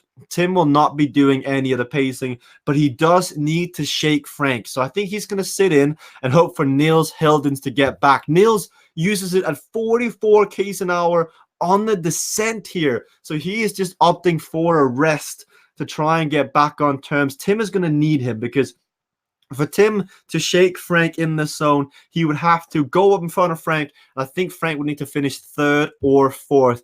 So I try to do the mental math. There is 14 points between winning and losing. We watch now. I think actually no. If Tim was to win and Frank to get 3rd, then Tim would win the zone preliminary. That is before any bonus points. So Tim is going to need the support here of Christian Whiteman because Tim and Frank toe and toe. Tim keeping Frank on the outside here, making him take the long route around, opening the door for Christian Whiteman on the right. So Tim and Frank, there's some cat and mouse, mind games, chess being played here. Who is going to get the rook all the way to the end of the board? Who's going to turn it into a queen? There's a lapped rider on course. Timothy Tamont is being lapped. Christian, though, he's searching for the draft. Frank and Tim side by side. Tim not letting Frank out, just pinning him up against the boards here as Frank stands up to accelerate to try and get out. I think he's going to want to try and cut across and get to the right as Tim now moves over, realizing Frank has the advantage. And watch as the moves get put on. Dark Matter Spire, 4th of 4th racing here in the Zone L of the CVRcade World Cup Open Session. Tim did, in fact, keep his weight lifted. I thought so. I thought he'd be sneaky. And he does keep his weight lifted. Frank Garcia is going to have to turn himself inside out. But if I'm Frank, I realize Christian is the man to beat. I've got to keep Christian behind me because if I finish 3rd, that means I don't take the overall omnium. As you watch Frank and Christian being slowly dropped. Niels Heldens is in hot pursuit. Niels has got weight lifted left as well as he's making inwards on the team experimental rider. Tim has got a gap, 5 seconds on Frank Garcia. He is now turning himself inside out. The difference between their equalized heart rate is 4-5 beats now. as they're both getting to that point with 1 kilometer to go. They know last race, last lap, last kilometer. Use every single energy reserve you've got in the tank. Frank is winning by 2 points, but only as long as the riders behind him stay behind him. Frank, though, 3 seconds down, 2 seconds down. He can see Tim up the road. I think he'll try once more, but the gap is going in the wrong direction now. 4 seconds, 5 seconds, as Tim stands up and accelerates once more. Niels Heldens has caught Christian Whiteman. Tim is going to want to try and win the stage, but in the end, it could be too little too late here as you watch Niels Heldens making a connection up with Christian Whiteman down in 3rd place. That moves Niels Heldens up into 3rd place on the day, but he will miss out on some valuable streaming points. Meanwhile, on the front, Frank looking at the riders nearby list, seeing the threats that are Christian and Niels down in 3rd and 4th.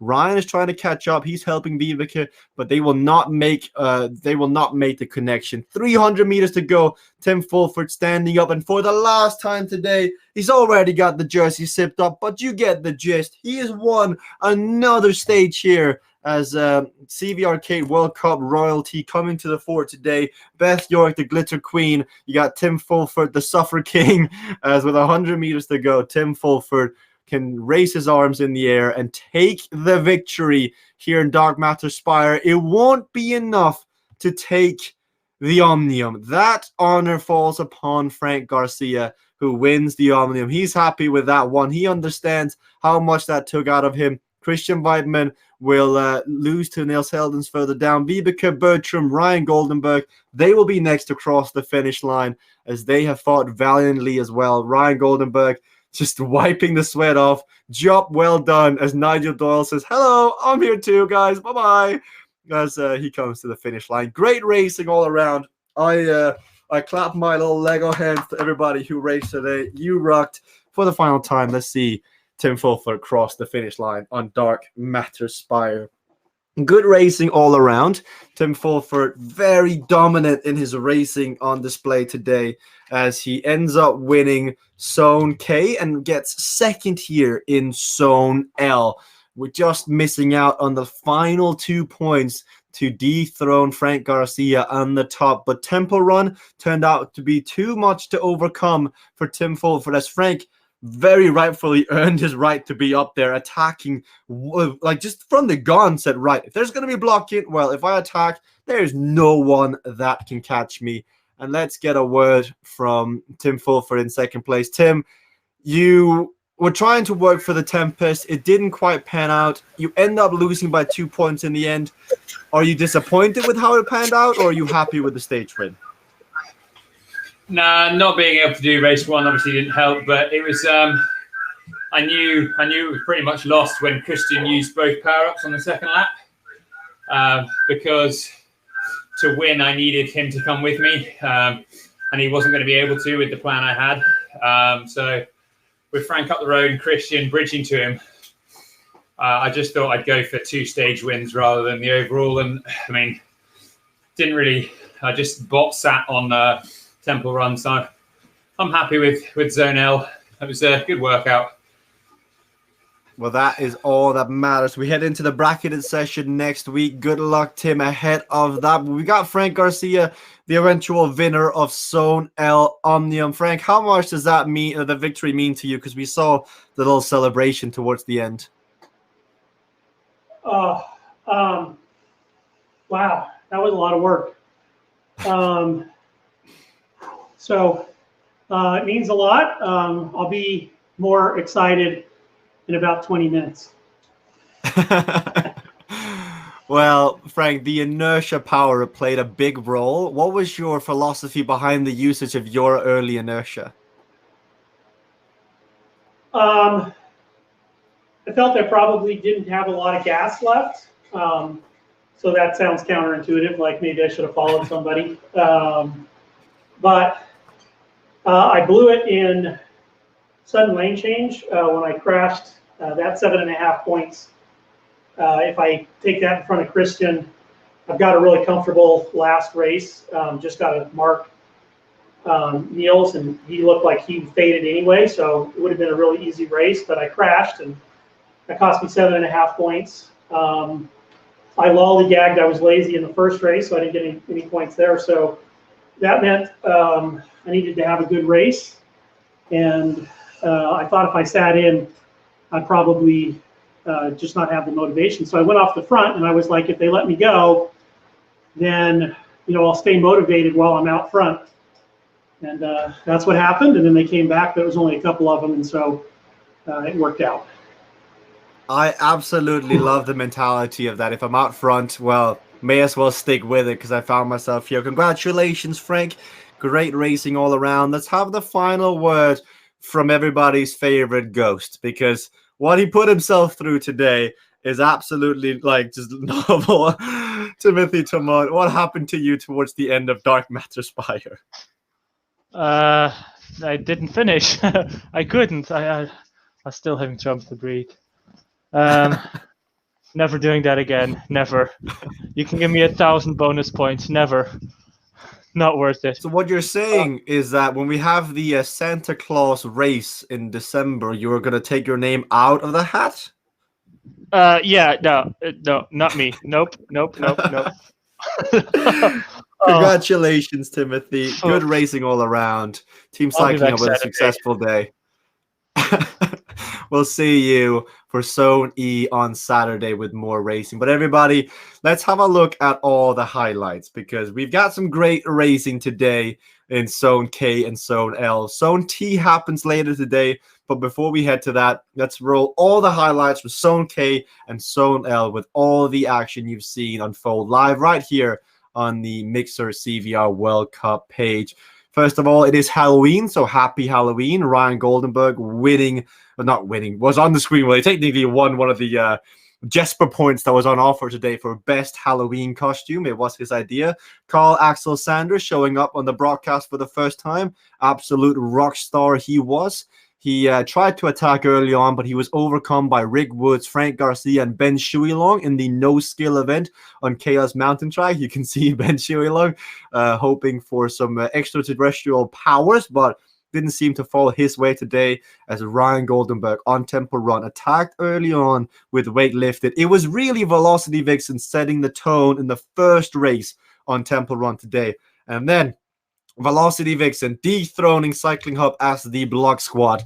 Ryan Goldenberg very early on opting to just block everybody else. That is a part of the gameplay dynamics allowed in the game, but nonetheless, it can be frustrating when it happens to you, but it does make for some excellent racing to watch here in the broadcast. Tim Fulford bridged across to the front group. You see Carl feeling good about the situation at hand with Velocity Vixen in the move, having 3 riders, Beth York, the Glitter Queen, Ryan Goldenberg, the Hungry Wolf, and Carl Axel Sander, the Plymouthing, I can't even say that word. Well, the Viking on the front. There are several Vikings in the racing. Thomas Tibbling, Vibeke Bertram, Victor Lundqvist. There's Casey Shum trying to tell Frank Garcia to come on through, but he doesn't do so. As Beth York here, she is a rock star as well. The queen she is. She worked hard and she was suffering for her Velocity Vixen teammates. It paid off in the end with a second place for Carl Axel Sanders. But here we go. Final lap of racing, or the final laps of racing here on Temple Run. Ryan Goldenberg slamming on the brakes, hitting everybody, and there is a counterplay to that. If you use your quantum shift, you get safely on through that, but everybody being a bit greedy with their power-ups, opting not to do it. Tim Fulford wins Temple Run the first time around. Solo attack as Kale Laguna was putting on the brakes. Carl versus Rick on the sprint. Velocity Vixen uses quantum shift here. So does Rick in a second.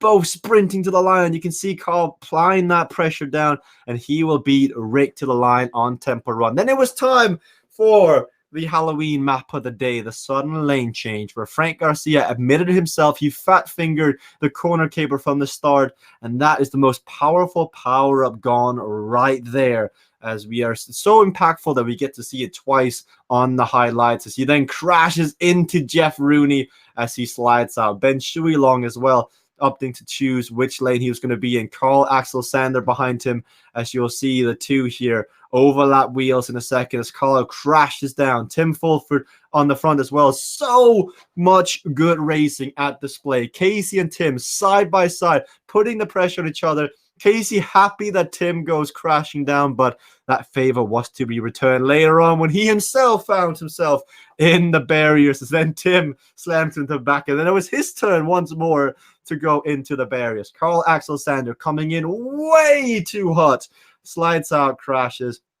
Then Casey once more doesn't see the butt ahead of him. There's a pylon, and he gets very nicely planted to the ground. Tim Fulford trying to catch Kayla. This is it. This is the end as the story progressed. Tim Fulford versus Kayla on sudden lane change. He used everything to try and come past Kayla Laguna. Wasn't meant to be, as just runs out of space. Kayla Laguna, despite a crash, goes on to win it. Last race of the day, and the story progressed. It was close towards the top. Tim Fulford needed to be dethroned by Casey, etc., if we wanted a different result. But Casey, using his inertia, didn't seem to have much of the power. But Tim Fulford setting new power records with his silly numbers. He is up there just slamming it down, and well-earned victory as he produced the power. He had the cunning brilliance to be where he needed with the right power-ups at the right time. And that's what makes a great CVRcade racers. Ben Shuey along here attempting late on to go on through and try and make up the time differential to the top, but using his inertia to get back on terms with the group is not necessarily a sign of strength, more so one of feeling a bit of weakness. Tim was able to take a stage win here in Dark Matter Spire and win Zone K. I think partially that was fueled by the fact that he saw that Frank Garcia was up in the cycle data rankings. He will take the win. And that concluded Zone K of racing. Brilliant racing in that zone as we then headed into Zone L. Zone L, we didn't get much of a highlight of the first race, but we did get Sove Temple Run. This is it, 100 meters in. And Frank Garcia saying, you see this caution? You see this caution? There's the wind. I'm going to throw it into it. And he attacked away. And the progression of this race was could Velocity Vixen and the spooky Timothy Tumont of Cycling Hub work together to bring back the Frank Garcia in the front? The answer was simply no. He was too strong, or the cooperation was too weak in the back group as Timothy Tumont praying for good riddance, but none he was getting as he was struggling to breathe under the linen. First world trick-and-treating problems as Timothy Tumont put on a great display of fun and comedy as Tim here slams into the back of Niels Heldens as he gets back on the group. And then you watch the secondary positions fighting it out as everybody's trying to get back on terms. But Frank Garcia winning Temple Run from a solo attack from lap 1 to go on and win some very important points that in the end would be the difference between winning and second place. Great racing, Frank Garcia, seeing his arc of becoming into the racing and really starting to understand the different dynamics of if I break away, I may be a good sprinter, but I can get a significant gap here. As Tim Fulford from the gun, he decided, you know what, sudden lane change, this is going to be my race. Timothy Tumont with a shake of the head, not able to see very much through that linen. The sudden lane change today was excellent to watch as Frank Garcia touches wheels with Timothy Tumont and crashes down. It was really, really good racing on sudden lane change. And what we saw was that one change on sudden lane change, such as the Racer's Edge ability, makes the speed much higher, makes decisions being made in real time much quicker and much more decisive. As Frank tries to push his luck here, and his facial expression says it all. I think he was trying to just squeeze through without having to brake too much, but that crash impeded on his progress to try and make it up. As you see, Tim, flawless race until that point. He said he didn't know if he was in the correct lane or not. Spoiler alert, he wasn't. He fell off the bike, but he ends up winning the race nonetheless. As Frank Garcia, this is what happens. You hear people say, like Casey, once you get thrown out of the rhythm, it can be so difficult to get back in and, flow left and right. As Tim uses corner caper and ends up winning sudden lane change. It wasn't going to be enough for him in the end, as I think Kayla also crashes here towards the end. Sudden lane change was a race really riddled with high-level gameplay, like making moves at the right time, using the power-ups, understanding that sometimes going slow to go fast is the right move, as Timothy Tamont happy just to finish that one. So somebody put a candy in his bucket. Dark Matter Spire, last event of the evening. Frank Garcia attacked earlier on. This mentality of saying, you know what? If I feel like I'm about to quit, if I feel like I have nothing left, if I attack and I find myself in the front, I will give it everything until I get caught. And Timothy Tamont subscribing to the opposite mentality of if I find myself off the back, I will find myself off the back and I have a better reason to stop. Nonetheless, great racing as it progressed to be a three-man battle on the front. Christian Whiteman being the decisive factor. Could he get in the way of Frank Garcia's win in Zone L? Tim needed all the help he could get. He looked up and he said, you know what? I don't think that Christian has what it takes to beat Frank in this one. I may be able to win the stage, but it wasn't meant to be. As you see, Tim Fulford taking the win on Dark Matter Spire on Race L. It's good racing all around here, as it was really, really close. He can be happy with that one. Both him and Frank end up celebrating their victory here today. But if you've enjoyed the racing, there's nothing else to say than happy Halloween. Get in, download CVRcade today. If you want to be part of this epic community, all you gotta do is head to CVRcade.com. Otherwise, my name has been Jesper Anker. It's a bit of a different stream today. It's a bit more relaxed, more loose. It's CVRcade World Cup, last week of the open session. 25K on offer. I'll clap my hands to everybody. All you gotta do now is head to CVRcade.com, download it. But until then, we'll see you.